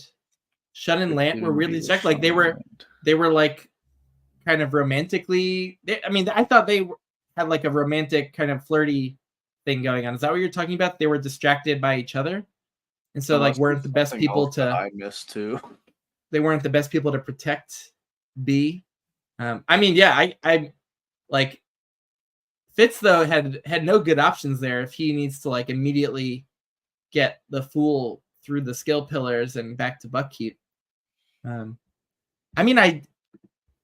It is weird. Like he had to make a choice there of like, do I let my best friend die here or stick with B? Like that's a really brutal decision, and he didn't have any particular reason in his mind that B would be in danger because he was convinced that like people are going to be after the fool's son, and so he was convinced that like it was that it's just like a normal week at Withy Woods, and so let me take care of this, saving the fool. It was bad the way that they neglected B. Like they're horrible. Like Shun and Lant, like leaving her like to be so cold and wet in the wagon on the way home. Like that's like crazy that they were that neglectful. But I understand Fitz here, and I don't overly fault him for leaving B. Taking her through the skill pillar with like he doesn't really trust the pillars. He doesn't know what it's like. He doesn't even know if he's going to be able to bring the fool through. Okay, it's like it's the worst version of being stuck between a rock and a hard place that I could ever think of. Because like, he should be able to trust Withy Woods Manor to like provide for his daughter for a day or two while he's gone. But at the same time, things are so turbulent right now that it's just like, like Fitz, and this whole time Fitz is still trying to prove to Nettle and everyone that he can manage and like be a father, because Nettle was like, I'm taking this child. Yeah. Oh, we haven't even talked about that. Like I started to really not appreciate Nettle, even though I know she's coming from a good place. It's like, let Fitz like find his footing as a dad and stop talking about taking away B, and like B speaking up and saying like, I want to be here with my dad and not go to Buckkeep with you. That was awesome. We haven't talked much about that, but like that was a pretty big like little plot line of this book. Along that plot line, I was angry at Nettle too, but I also didn't fault her. Like Fitz is a father that completely neglected her, had multiple, like, imagine your father feigning death for years. You've accepted that your father not only didn't want any part of your life while he was alive, but that he faked his death and came back. Like, she is damaged. Like, no doubt. It's understandable. Is toiling with trying to accept Fitz as a father again, and then like she doesn't know that that B is not an idiot. Like she literally thinks that B is an imbecile. She's not been around B. She thinks B has literally like a intellectual disability, or is like, I don't know if she thinks that B is like thick or what she thinks, but like she thinks that she thinks she needs a more higher standard of care than Fitz can deliver, but she has good intentions, but it's frustrating because we know that like B actually needs to be with Fitz, and like that she wouldn't be better off like trying to be raised by different random people in Buckkeep or Nettle or and like, but it's kind of cool that like B ends up speaking up and Nettle agrees to the compromise of like, okay, we'll keep a watch out of how this goes on trial basis. But I didn't love that like Fitz felt like he was like basically being judged and trying out for this father role, and like by Riddle or Lant, and that wasn't really cool. But yeah, I agree that it's understandable. We can't give her too much crap because she got half her genes from Fitz. Yeah, That's true. Yep. But oh yeah, Derry. Yeah, we're on the same page, I think. About like Fitz had no reason to think like that Shen and Lant would be so horrible, like taking B back to Withy Woods. And so yeah, that it was weird what was going on with them. Yeah, is there something more to that? I mean, when did that's what I'm not sure. I'm not sure if Derry's alluding to yeah. something that we missed. Yeah. Like, is she alluding to that they have something to do with what happens? Derry's saying is clever writing in terms of who was there, who he'd have needed to do what in the moment. Yeah, I think it was really just clever maneuvering by Hobb to like get Fitz to Buckkeep and with the Fool there, and then B back to Withy Woods, like so that the rest of the trilogy could happen. And well, this all literally happens right after Fitz like reams them both out and says like, "You are not fit to teach my daughter, and if you don't fix your ways, then like I'm gonna teach her." And like, I can't believe this entire time. This is just an aside. I can't believe this entire time Fitz did not get mad enough at Shun to be like, "Do you have any idea who I really am?" Like, yeah. He never told her. Like, yeah. Like the way that she would talk to him, like he was like a servant to her, basically. Yeah, I just tell her who you are, dude. Just tell her. Like, just tell her you're Fitz Chivalry Farseer, and she'll shut up. Yeah, like, that's all you have. I wanted that moment. I wanted that moment so badly, but he like valued his privacy and secrecy so much, like to such an extent that like I don't relate to that. It was frustrating, but you know that was his priority. He just didn't seem to care too much about Shen. But man, I guess he goes off to Buckkeep. I'm still worried that like the Fool's gonna die, but like eventually, like it seems like the Fool's coming around. He got healed by Fitz well enough. Man, when they are talking back at Buckkeep together, like just so brutal. Like, and we're learning like what the Fool was going through. Like, I couldn't believe like what we were hearing. Like, that was crazy that like this white prophet cult is just like so brutal. And I didn't know what the rest of the plot of this trilogy was going to be, but this seems like perfect, and it's not introducing like a new element out of nowhere. It's like, and then when they come for B, I was like, it was so just filling me with dread. And then the way it all goes down was so brutal, where they captured B, and something really awful is going on with that, like that one character who B was like seeing very like shiny in her sight. But man, this whole ending was brutal and nuts. And like to see the Fool so beaten and battered and old and filthy was just like, man, it was so brutal. It was so brutal. That was the worst rough. part too, was just like the tiny little things that like that he was appreciating, you know, like being clean or like having a full belly, like, you know, the things he was saying. It was just like, oh my God, dude, how long have you been on the run and being tortured? And like why are you doing this to me, Hobb? Yeah, I think we did miss something.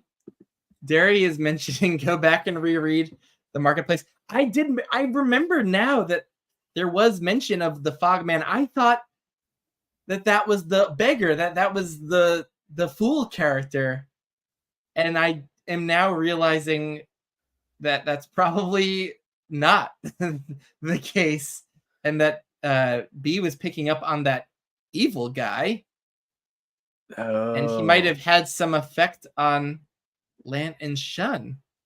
Derry was hinting at something that we did miss. We did miss. Figures. Yeah. Which is one of the joys of rereading of this series is that there's probably so many amazing little more hidden details like that. Yeah, and like something I'm confused about, and it might be something that I've missed, or like I don't know. I want your opinion, or maybe this is spoilery and people in the chat can't. The Fool has been sending these messages or trying to get a message to Fitz for like years, right? Like I don't even know how long, like 7 years or something, a really long time. And he doesn't know. Does he not know that Nettle is the person that, or that B is the person that he's talking about? Like when they have an interaction? Like Like he's trying to get Fitz to save the son. Yeah. And they I'm not literally sure. have a direct interaction, and then like he can't know, because why would he let Fitz take him back to Buckkeep and leave B? Yeah. It seemed like it seemed like the Fool was like out of it, like not fully like cognizant of like his surroundings and like what was going on. And yeah, Darius says Rafa on that. I didn't understand that fully either. Like it seemed like the Fool maybe registered that he met the child from his like prophecies, but that he didn't, like after the stabbing, like he didn't really understand the situation, or that was Fitz's child, and that they were leaving them right there. Like So like the Fool doesn't even know that Fitz has a child, right? Yeah, like I don't think so. Yeah, I mean, they've been spending their time trying to keep the Fool alive. They haven't had that conversation, like the catch-up conversation yet. It's so sad. I was just confused by that, because like the Fool knew someone existed that was the person he was trying to protect, and then he literally runs into the person that he's trying to protect and doesn't realize it, and then Fitz leaves the person that he's trying to protect unprotected. And I was just like, what the heck? Like, it's so frustrating. So frustrating. Jake was saying, if he can't get a message to Fitz, it could participate in the events of Rain Wilds. That is not good. Yeah. So, like, what is happening with that whole White Prophet cult group? They, like, the Fool at the end, was he saying that, like, he was mistaken in that, like, him and Fitz were not the pair that was gonna like right the world, that it's actually like still up in the air if everything's gonna get on that like right track? I like think he originally thought like as long as like dragons got into the world, that it'd be on that right track, and that there was like farseer heirs or whatever. But that was the culminating event from his catalyst. That was the whole goal, right? Was to bring dragons back to the world. Like that was what his purpose was as the prophet, and using Fitz as the catalyst. I think the people, the enemies, they're servants of the school where the Fool was, right? Or am I? So like they aren't prophets themselves. They are servants of the school, and they don't believe that the Fool was the real White Prophet of that generation or something. I'm gonna need some clarification from Derry or Jake on this. Why they're so adamantly trying to kill him is something that I'm kind of confused about. Like, I don't know if it's because they don't believe he was a true White Prophet, and they think that he knows where the true White Prophet is, and they're trying to get that information out of him. I think that's why they're trying to get to him. Yeah, we're getting Rafa here. Yeah. Man, it was just like brutal, because like he was like, didn't he say that he was kind of celebrated when he first came back, and then they started to like question him gently, and then more like as a prisoner, and the torture started. Yeah, he even like made mention of saying like it felt so good to be appreciated and loved and like respected, and Derry's saying like, oh, he's reached each of these milestones. Keep the Farseer line alive. Bring back dragons. But what's like the next one? Yeah, maybe the next one is protecting this with protecting B. But yeah, those that school cult is very freaky. Like they study all the prophecies and everything. Yeah, like man, we got glimpses of that, but that's freaky. And like B being in their control at the end there, also just horribly freaky. And I wanted, and like, not good. But there was that moment though at the end where like Perseverance, like B noticed Perseverance was still like alive. So I'm hoping that like through like Perseverance and like he's gonna help Fitz and everyone kind of get B like back. that was that last, like, there were horror elements through a lot of this book. And I don't know if it's because some of it was through a child's perspective or not, but like that whole scene where like the servants are ravaging Withywood and you just like there's groups of kids just wandering around hearing people the killed kids and, like, in the classroom, and then like Rebel comes down the hall and he's like he's bloody and dies, like rip Rebel. Horrible. Like that was really sad. Did Lant die also in that scene? Lant was found outside dead. He died. That was, I think, like, B was like, I would know that whatever he was wearing anywhere. Like she saw that Fitz vigilant. That was surprising because I thought Lant was gonna end up playing a larger role in the trilogy. But I kind of did too. I like Hobb keeping us on our toes though, with like, sometimes not all these people that get introduced and play a role are gonna be sticking around. But man, yeah, that was definitely a horror-filled scene. And I'm just like, oh my god, like with Fitz not here, this is happening. It couldn't have been more brutal. Like her protector is away. And I just want her to get away on that horse. I'm like, oh, Hobb set this up. We're like, she can ride now. So she's gonna get away with Perseverance. And like, no, nope. Like, and they have some kind of like mind control magic because like they so quickly trick B into being like, oh, these are my people. Like these people love me. Yeah, and I was so mad. I was like, no, they don't love you. Yeah. Oh god, that must be the result of the fog, man. Yes. Screw that guy. Screw that guy is right.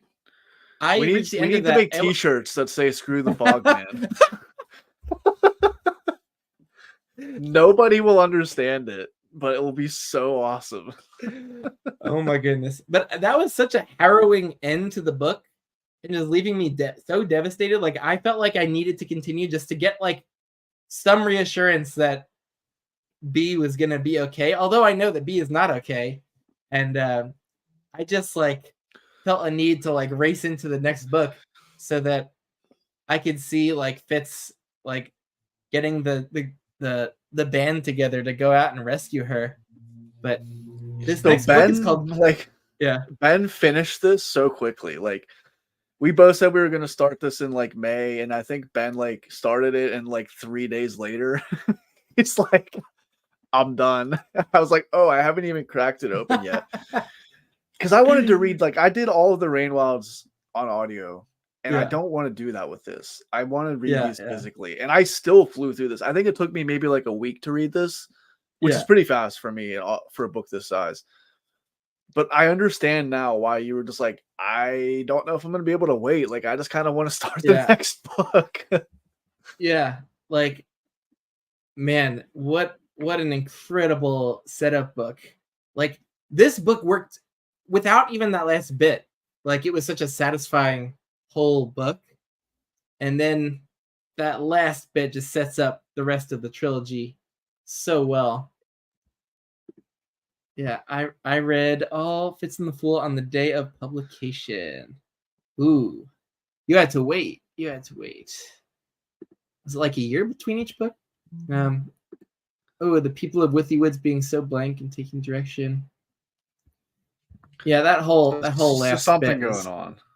horrifying. Every moment we got of like mention of the wider world was cool, but like I thought we were gonna get much more mentioning of Kelsingra. Can Same Derry here. help us? Can Derry help us out with the timing of like how many years have gone by since the end of Blood of Dragons, and then like into Fool's Assassin? Like, what's the timeline between those? But like, they mentioned Kelsingra at some point, and like, so like, people are aware that there's like a city of dragons out there in the Rainwelds, and like, it's not like the dominant topic of conversation.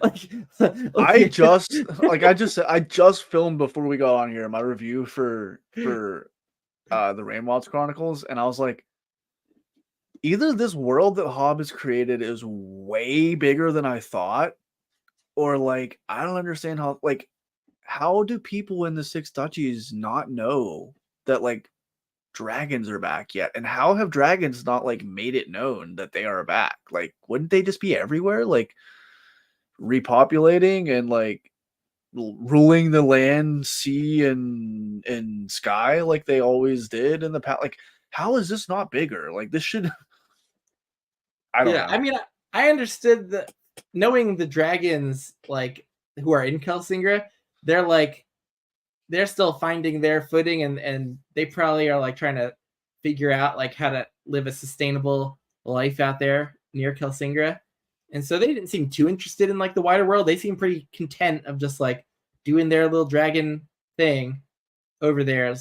And I guess, yeah. But I'm still like, it seems like the wider world does know about it, but that it's like hasn't changed much, which is the odd thing. Like, I'm interested in seeing more of like the world politics playing out, hopefully in the rest of the trilogy, where like Bingtown, Pirate Isles, what's all the place where like Eliania is from, like the Mountain Kingdom. Oh no, like the islands out to the east. Oh yeah, you're right. You're right. Yeah, like we spent a lot of time there in the 20-man trilogies, like in the Mountain Kingdom too. Like there was some political stuff with them, which was cool to see, of like the Mountain King dying, and then was something we didn't chat about. Fitz going back out to the Mountain Kingdom and meeting like that person from who like took in the Fool, and that was like a whole interesting interlude. But like Derry mentioned that character earlier. Yeah. It was cool to see like the duchy politics play out with like Kettrikin kind of helping everyone unite, and Dutiful like growing into his role. And it was really cool seeing the respect that Kettrikin still garnered, even though she's not the queen anymore. Like, she was still treated everywhere she went like the queen. All right, Derry has a clarifying comment here. Fool's fate is the beginning of the Rainwilds, and Fitz is 35 then. From the end of Rainwilds, it's been probably another 20 years to get us to Fitz being in his 60s. Oh man, so a lot of time has gone by. A lot of time has passed since Blood of Dragons. So they've been the keepers have been growing up, and the dragons have been doing their thing. Wow. Okay. I do hope we get a little. This was such an insular story. Like, most of this book just takes place around one manor, which gave it this really cool vibe too. Like, this is such an intimate book, and it's such a like about Fitz's domestic life, and so I love that this was like this style, and I am ready now for it to open up and to hopefully see like all these different trilogies and tetralogy in Rainwald's case, like connect and to see how she brings it kind of all together. I am very eager to see all that. Yeah. The Coast, Jamalia, Bingtown, Rainwald's, Chelsea, Chokes, Ripon, Buck. I wanna, I'm so curious where this is all going, and if we're gonna see any of our old friends again from live I'm ship sure we will. or Rain Wilds. So I know we've been on for a while now. We've covered everything in Fool's Assassin. Spectacular read. Do you before we move on, Fool's Assassin, I do want to cover the Rain Wilds like a bit with you now that I have you here. Where at the moment, I know there's recency bias, like this is the most recent book we've read, so it's the one that's freshest and the emotionality from it's the most raw. Where would you put this, do you think, right now among all of the Elderlings books, maybe even just the Fitz ones, if you want to just think about the Fitz ones? Maybe this is tough. Maybe like my third or fourth favorite Fitz book. Nice, with I would say Fool's Fate at the top. Fool's Fate at the top for sure. I'm trying to think. Oh man, it's tough probably to figure it out. Fool's Errand was so good too. Yeah, as an opening, and I really liked Assassin's Quest too. I don't know. This is tough. It is tough. Doing a tier list. It definitely doesn't top. It doesn't. Nothing has topped Fool's Fate for me. I think this is like 3 or 4 for me. If I had to like pick out of just the Fitz book. Yeah. If I had to do like the live ship, included in this, I would need to sit down and like make a list and have a lot of things crossed off and reordered and arrows, and I would need to reference Wikipedia, I think, for a few things too. Yeah. I don't know where I would rate it yet. Yeah. While Derry's here, I would like to solicit Derry to do something if she has the willingness out of her own free will and time. Wikipedia needs somebody to write plot summaries for the Rain Wilds Chronicles. They are not there. And I think Derry would be a fantastic person to do that. Yeah. I couldn't think of anybody better. I think some of the Rain Wilds books literally don't even have a page on Wikipedia. Yeah. Because I tried to reference them before I did my review, and it was pointless. So I just went completely off the dome for my review. Yeah, the Realm of the Elderlings like fan wiki is not very built out either. So yeah, Wikipedia is a good spot for it. So it's a simple tier list of these would be tough. I mean, I know I am suffering from recency bias if I say like this is my favorite Fitz book, but it's right up there with Fool's Fate, probably vying for that tough spot. I love this book, loved it. So this was a massive hit. I was kind of worried about this last trilogy because I have seen various reactions to the different books and people not loving the whole last trilogy. And so I was like mildly worried that like wherever this thing was going to go was not going to be to my taste. And it was delighted to have that be this was fantastic. The opposite of the case. I am enthralled by where this story has gone. Amazing book. Now, if we go back, since we did not talk about City of Dragons, I read City of Dragons a few months ago now. Like Blood of Dragons. The titles run into each other. Like I am having trouble remembering a lot from that book.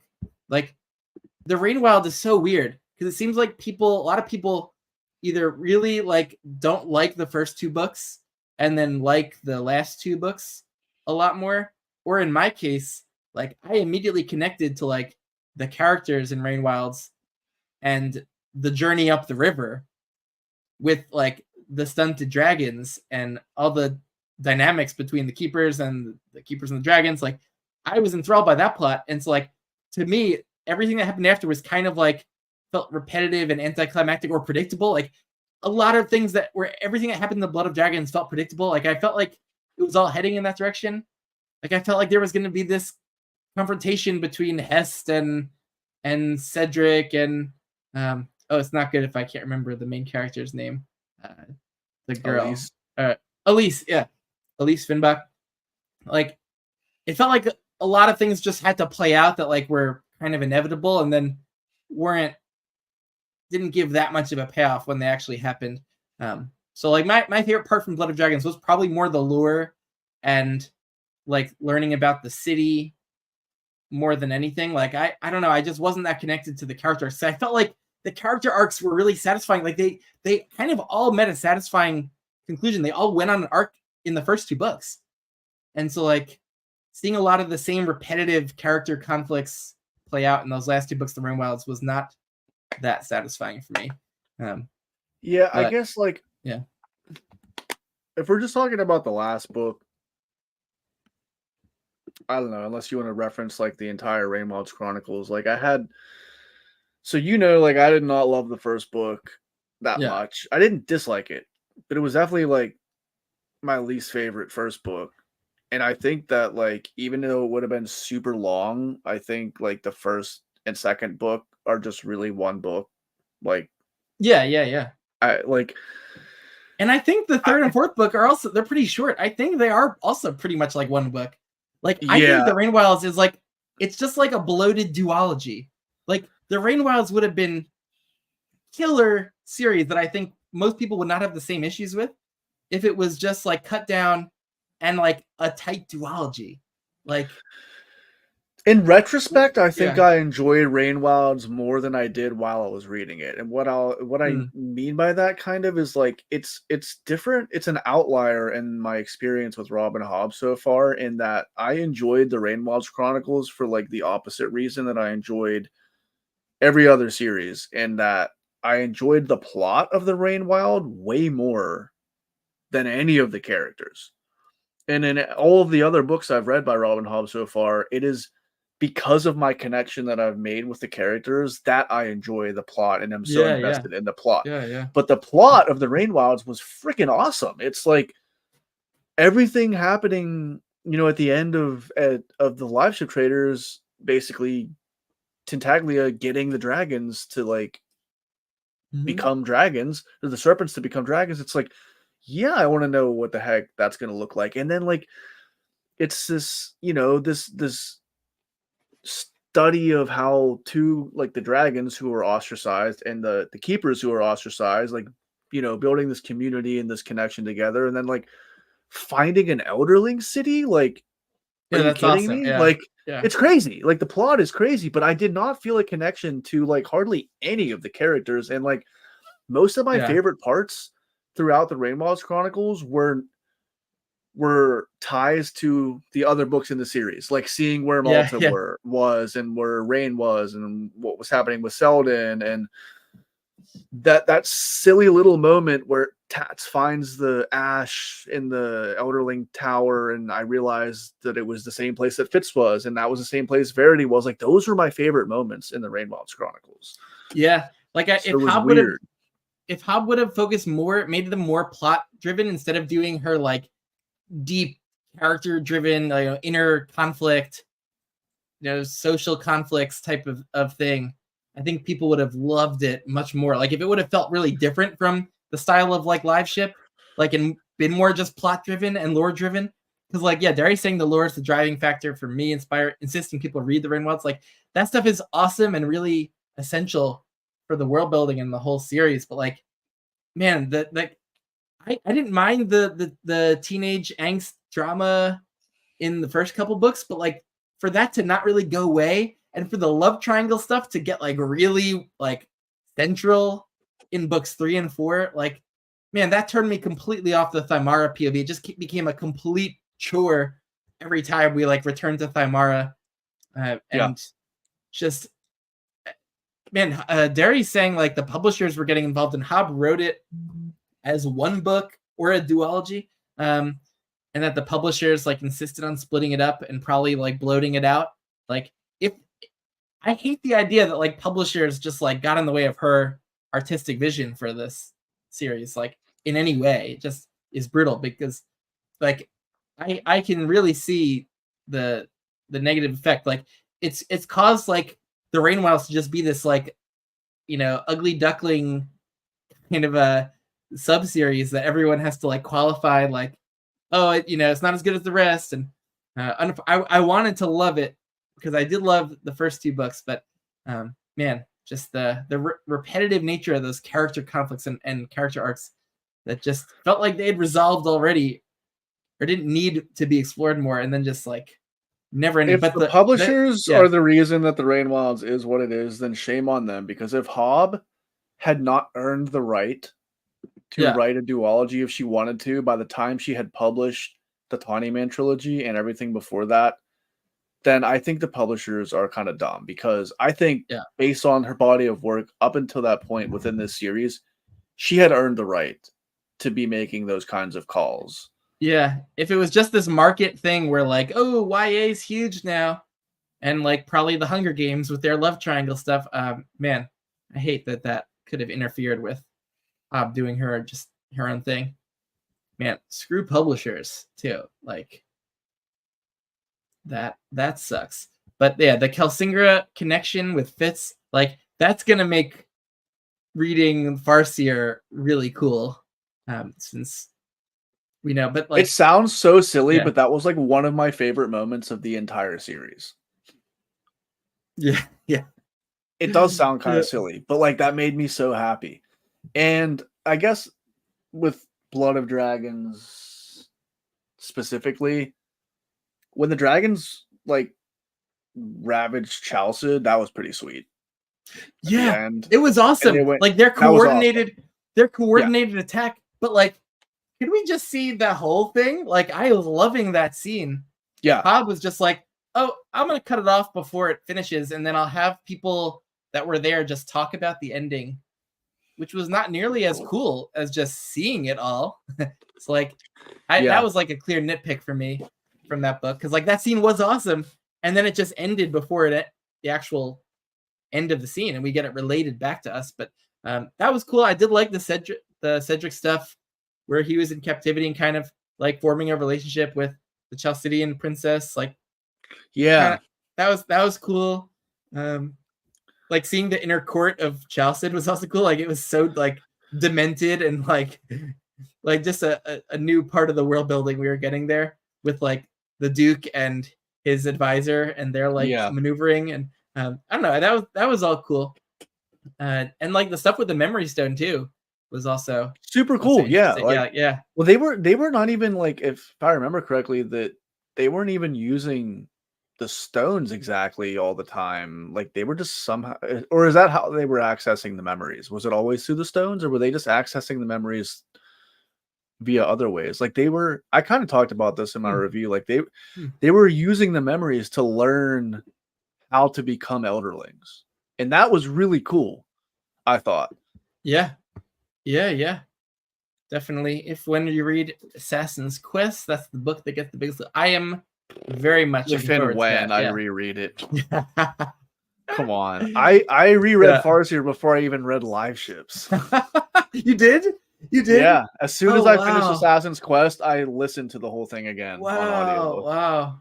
Oh man. And Yeah, if I am Assassin's definitely Quest gets the biggest glow up, that's already good for me because it was my favorite book in the Farseer trilogy. So it was my least favorite, like by a clear margin. So I'm very happy about the reread glow up.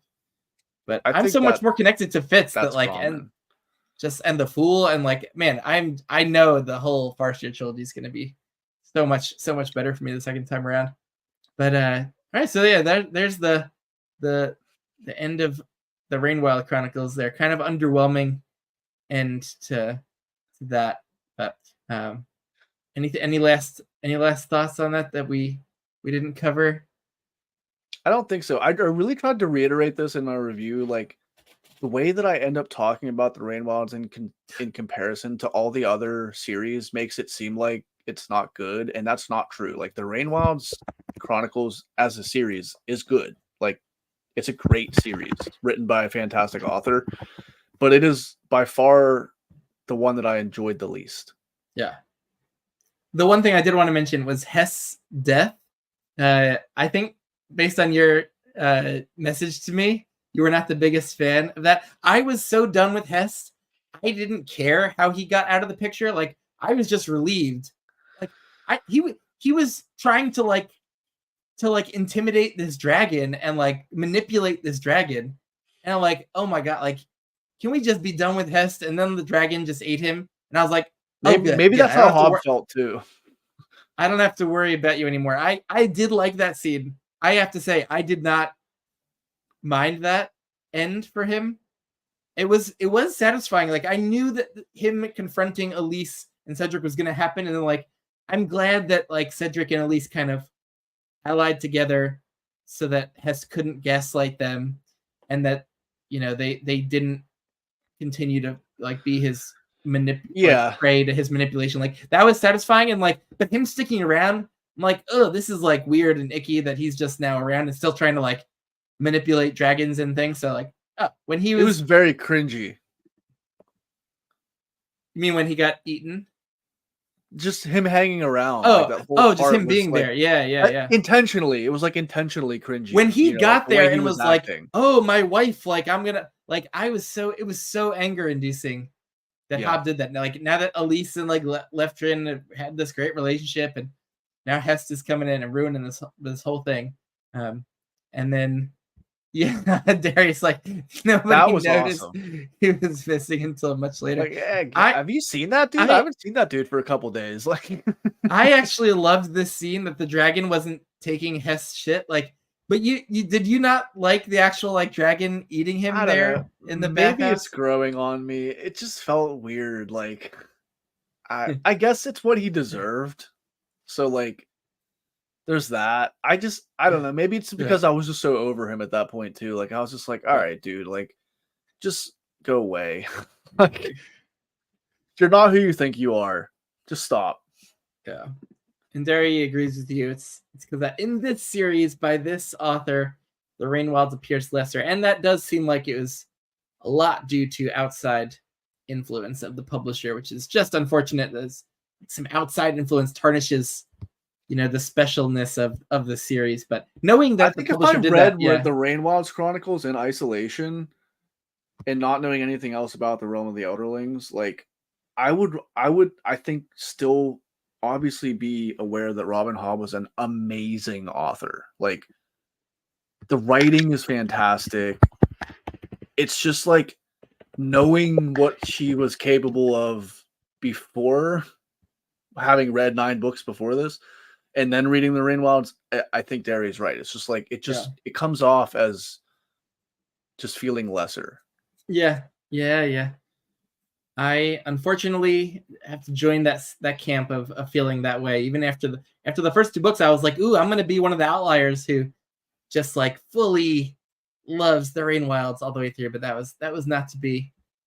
But readers who have done that, not knowing Rainwilds is part of a greater series, who thought it was fantastic. That makes sense that you would actually start there and just like have a great time with it. It does just say book 1 of the Rainwilds Chronicles. It doesn't say like book 10 of the Realm of the Elderlings. Yeah, nobody talks about like numbers of books in the Realm of the Elderlings. Yeah, we're about to head into book. We got on. We're about to head into book 15, right? No. 15? Fool's Quest.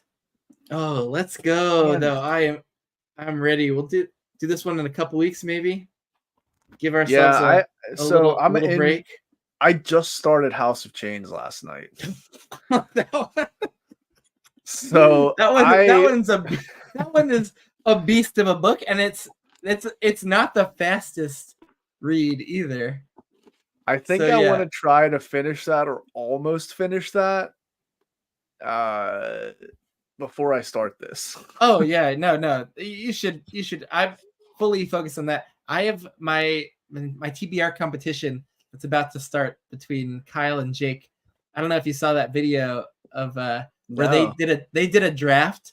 You can catch it on my channel from a couple weeks ago, where they each picked 3 books and are basically competing against each other, because like they'll get points based on my star ratings, and also like my overall favorite book will get a bonus point, and if it was a new author they would get a bonus point. So they're in a little competition, and I'll be reading those books over the next couple months. And they picked some doozies. Like I'm going to be starting this huge sci-fi series, the Vorkosigan Saga. But they're short books, but like if you get into them, I might have a lot of books there to binge. Okay. And then they chose The Grace of Kings and book 2, The Wall of Storms. Grace of Kings, the start of this huge new epic fantasy, secondary world. So I have that to get into, I think, before we start those quests. And then they gave me 2 Gygax for the K books, 2 Lions of Our Sun and Oh man, Brightness Long Ago. So you're stacked up. I have plenty to occupy me around these last 2 Fitz and the Fool books. So yeah, I'll probably dive into those before we start. Let me know though when you're ready to go. I will. Yeah, to answer Darius' question, are you prepared to choose chocolate? No, I'm not prepared, but I'm prepared to not be prepared. Yeah. And yeah, it's just unfortunate that like the buddy read from Malazan that was planned for so long, like, and then Ben and I had at the same time like decided to like, I'm stuck in the middle of these 2 series, and it's like a horrible place to be, but such a great place to be because I always feel so torn. Like I want to put all my energy into this because I'm so close to the end. Yeah, but like this doesn't look. You can't read Malazan casually. Like you have to read it. This doesn't look like a heavy read at all. Like that. Look at that. Yeah, this doesn't look heavy. What is this? This giant. And it's new characters. Yeah. Like it's a whole new story arc for that. So I'm gonna have to focus a lot on that and just like, I don't know. I just wait. Where are you in that book? I literally am on like page 40. I just started it last night. Oh, can I recommend that you don't talk to anyone about the book through book 1? Of like you just read book 1 without engaging with anyone. Like that one, I think you should just experience on your own, and then like put feelers out to other people. See like, have they gotten through book 1? Like man. I don't know if you've been spoiled on anything from it, but I would just like go into just like blinders mode, and I would try to just like read part 1, like book 1 of that book. Like no engagement with anyone. I think the only thing that anyone knows is that I started it. That's it. I haven't said anything in any Discords about my thoughts. Like I just started it so far. Oh, it's crazy. And it's so different than the other Malazan books.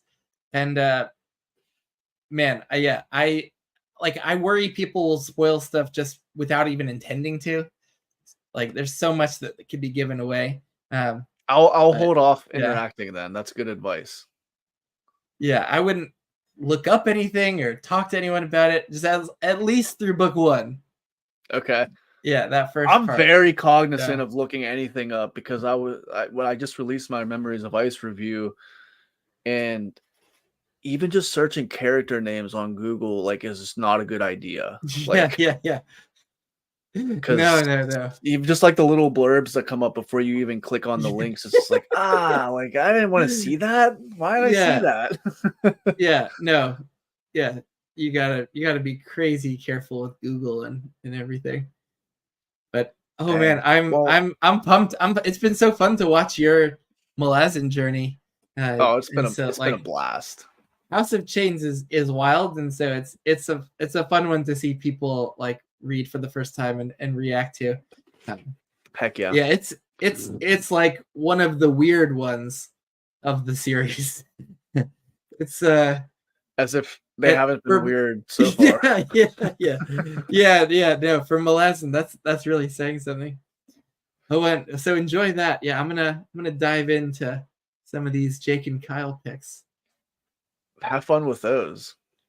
It's been great to catch back up with you. I've been trying to get back in the swing of things and just like put videos out because I fell off for so long. And you've been crushing it recently. So I'm trying to just get videos out and get back in the old algorithm. Derry, thanks so much for being there this whole time. 2.5 hours. I knew this was going to be a long one. I knew superstar this was gonna be a long in one. The chat. Derry, so great.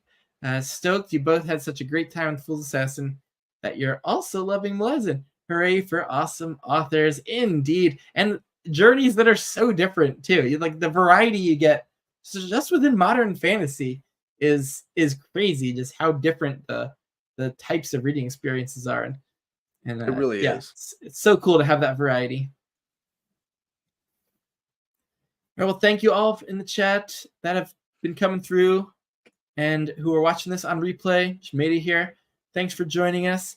And we'll catch you in a few weeks, next month, probably sometime on Colin's channel for our next chat on Fool's Quest. Yes. Thank you, everyone in the chat.